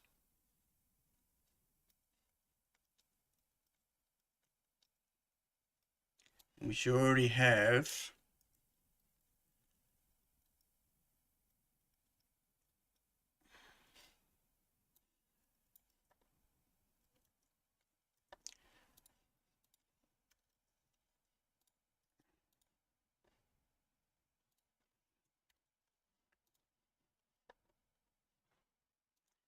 retitle. Okay. So I'm doing all of this not in an update loop. I'm just doing it in setup, which is why there's delay before it talks or does anything. And then I'm going, okay, I'm going to then go label, move to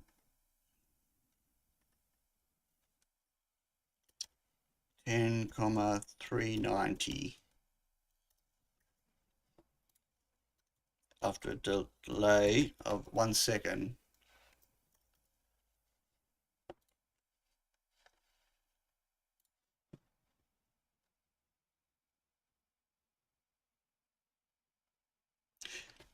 Yeah, I'm not trying to reinvent the scripting language. That wasn't what I was talking about. I was talking about just for some definitions. So instead of passing in an X and a Y and the text and a font and an alignment, that could be in a struct, for instance, right? You pass the struct in rather than having a whole bunch of just unnamed variables. If this was in Python, for instance, having X equals and Y equals and title equals, having them named visually is fine. But when they're not named visually, like these aren't too hard to understand, right? But when you look at something like the window, like that, and then what are these variables, right? They're not named. Oh, what did I do? It moved it, but it didn't redraw the previous one. Screen, what?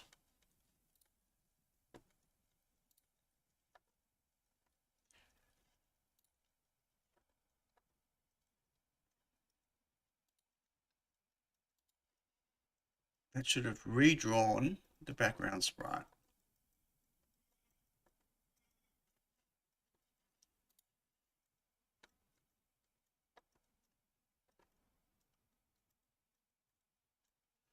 Really, probably off the top of my head, you guys are free to suggest better ways of doing everything. Yeah, sure. I'm happy to always give feedback, as are others.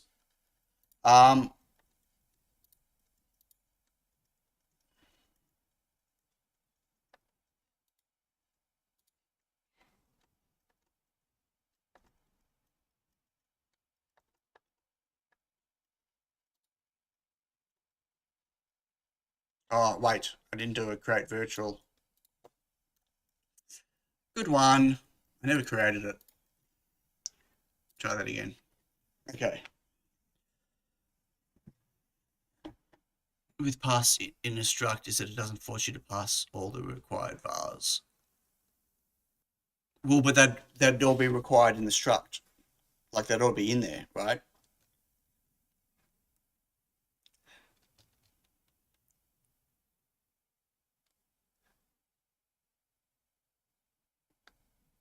I mean, the struct that would be a struct that's laid out specifically for it.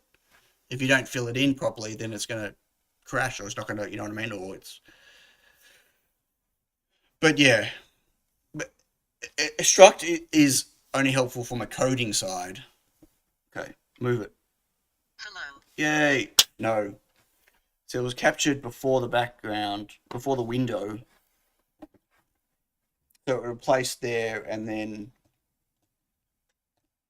So I'm going to need to do bounds intersecting to check if something's being redrawn and it's the bounds is touching something else.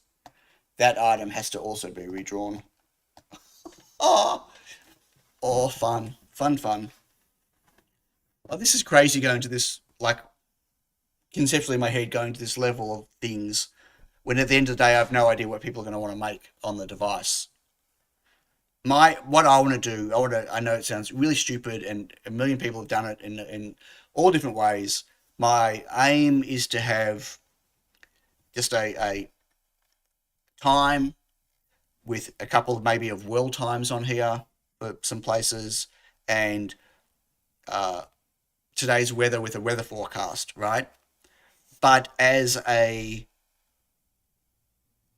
dynamically like updating thing, right? That does that, but that where you can, I mean, you know, ideally, you know, swipe to get different screens or click on the weather and it'll, well, maybe that shows you a proper forecast or whatever, something that is interactive, but yeah, like, you know, I don't even know if I'm explaining myself properly.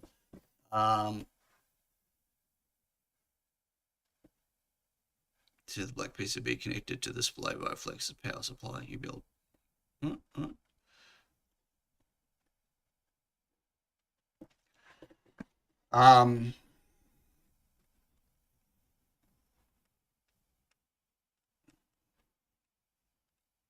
Anyway, okay. Been going for 2 hours. This wasn't what I was planning on doing on my stream today. I wanted to get the rest of the peripherals going, and I wanted to get loading an image off SD card.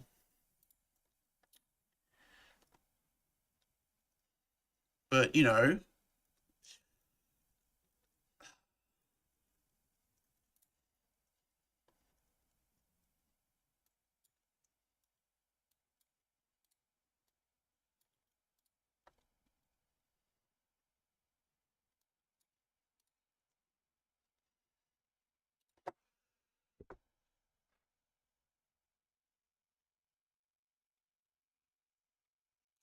yeah, Martin's.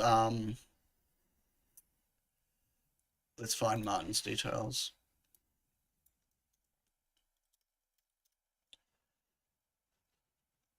I'll post Martin's details.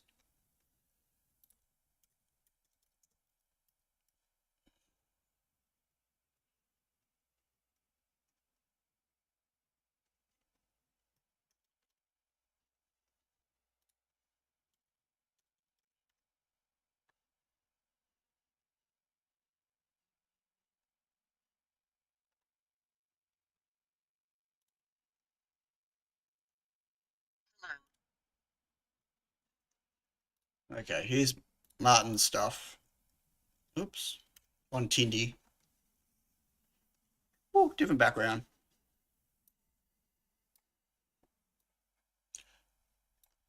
Oh, look at that. Anyway, catch you later, Larry. I'll speak to you. Have a good sleep. I'll speak to you your morning, my night time.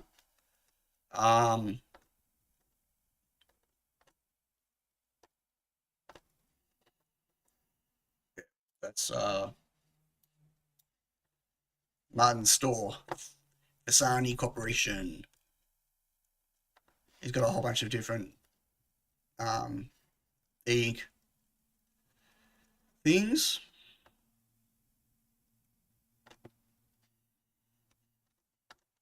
Oh.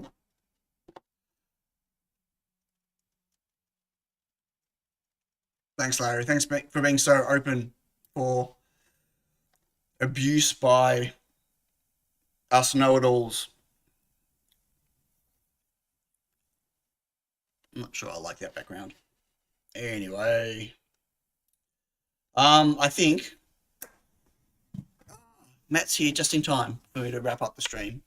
I need to go get coffee. I need to have a think about this framework, but I want it to be as simple as stick a button here with a callback, right? This is what a button is, and I want a window here that has some buttons in it or some icons or whatever, and I can, if I tell it to, what I don't want to do is just say, hey, if you guys want to design a UI with this thing, you have to sit there and code all the UI and all the functionality, and you're drawing it directly to the screen, and so you can't update things without redrawing the whole screen, and you can't, like, I don't want to do that. That's how things are normally done, right? When people are doing stuff, they're just drawing the whole screen. They can't partially refresh things because they didn't write it that way. I want to take care of all that for them, like I did on TinyWatch, where you can say this window's got the weather forecast in it, right? And it needs to be updated. You can, whatever the data is, that's fine, and you tell it to redraw, and it just redraws that window non-destructively with everything else behind it. And that window could have a button on it, and when you click on the button, it could change the contents of the window again, where the window redraws itself automatically.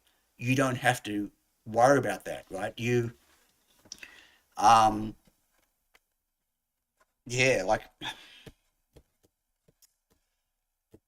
Anyway, I have plans. I might get it working. I might not. I'll get something working. It might be really usable and useful, and it might not. With alpha blending, masking, you must redraw the backgrounds, but only the background that's behind the content for the foreground is what I'm saying, not the whole screen.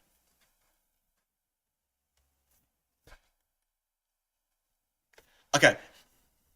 Traditionally, here we go.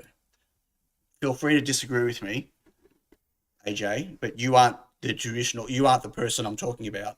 Traditionally, if someone had this screen, they drew this with Adafruit graphics library or whatever, they would have just had a whole bunch of code that built this screen. And then when they wanted to change that time up there, right, they'd get the new time data and they'd redraw the whole screen with the new time. Forget that that's got black around it. That's not supposed to be like that. That's a mistake I made. But or they want to, Hello World wants to change to something else where the background isn't destroyed in doing it, they'd redraw the whole screen. That's just what you do. Whether you redraw it all in a sprite and just dump the whole thing back, or whether you draw it and you see it kind of building it, whatever. That's traditionally how people create UI on microcontroller-based devices, where they're coding it from scratch with a graphics library and a screen driver. And that's a terrible way to build stuff. So again, like I did with TinyWatch has a whole bunch of UI elements and controls and all sorts of stuff. And so when you have a screen full of stuff on it and you're swiping and moving it around, right, or changing things, when you're coding, you don't have to worry about that. It does all that for you, right? When you create a face and put a bunch of stuff on a face, whatever the face is, the face knows how to move itself and redraw itself. And when you click on a button that you add to a face, and it knows how to update itself when you click on it, when you touch it, and whatever. You don't have to sit there and code up the what do I do when I click on it, how's it going to whatever, and how's what's going to happen to the face and what's going to happen to the this. It does it all for you, right? It's a UI framework on top of a graphics set of graphics primitive libraries. And that's what I want to do with this. I want it to be,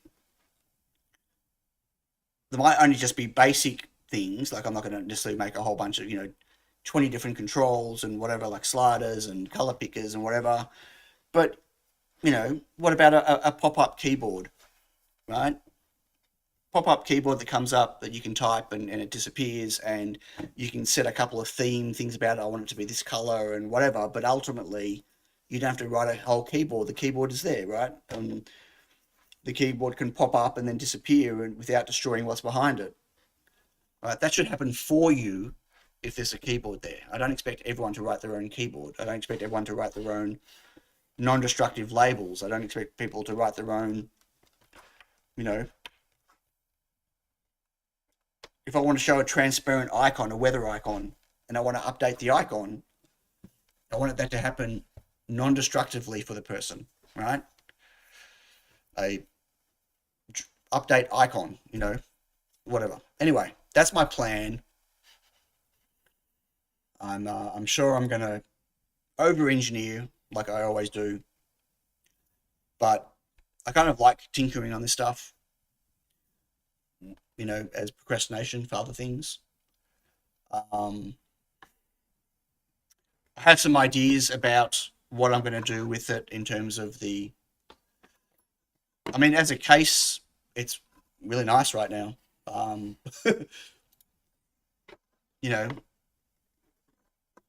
Even just sitting with the USB thing, it's quite nice and it would be usable.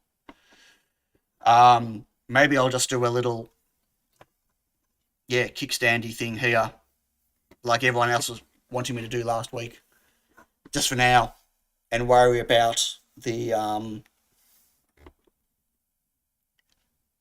other stuff later. But I have an idea for a different PCB design. Not promising I'm going to do anything with it yet, but taking away the USB connector and putting a magnetic docking thing on it instead. The world is built upon procrastination, and I'm the ultimate procrastinator. The ultimate. Am I going to show you this? I wasn't planning on showing this. This is not. I have not committed to doing this. Okay. Have not committed to doing this. But this is a redesign.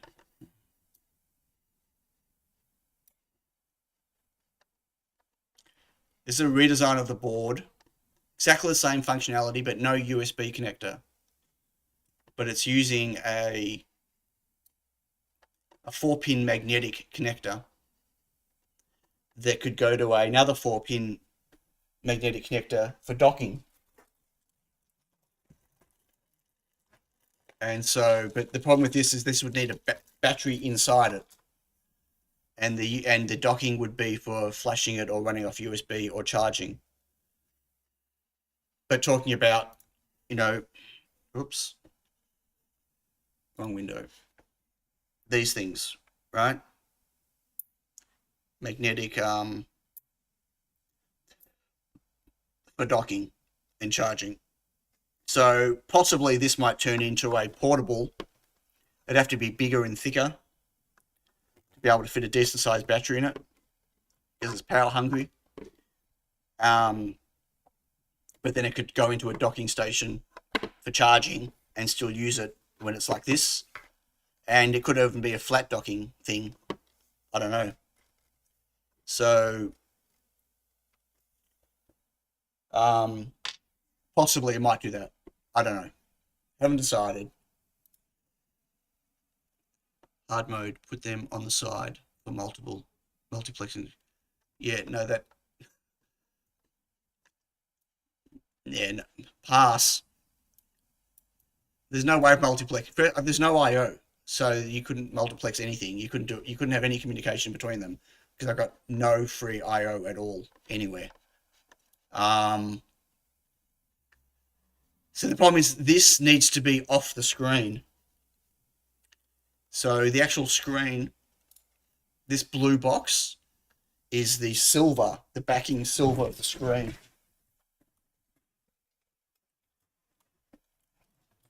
By the way, I have a box of screens here, like a whole box of them ready to go. So that the silver on the back, those magnetic things, you can't get them surface mount.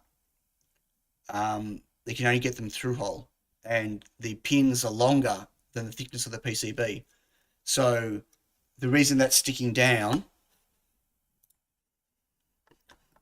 is so the silver backing here, so like where the ribbon is here, and this thing has to sit outside it so the pins don't go into the back of the screen, because I want the PCB to sit flush on the screen.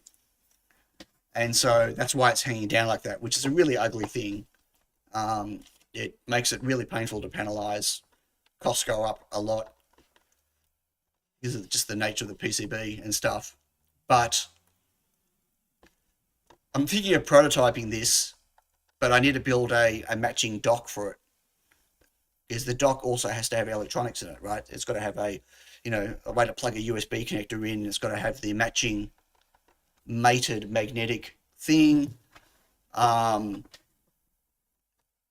But I'm probably going to look at doing something similar to this instead of just having the USB connected to the back, because that's fine, but it can't be portable anymore unless I go back to this case idea and make the case much bigger. Or maybe it sits inside the case. Oh, I just had an idea. Ooh, I just had an idea. I'm gonna write this down. When am I gonna write this down? Bear with me a second.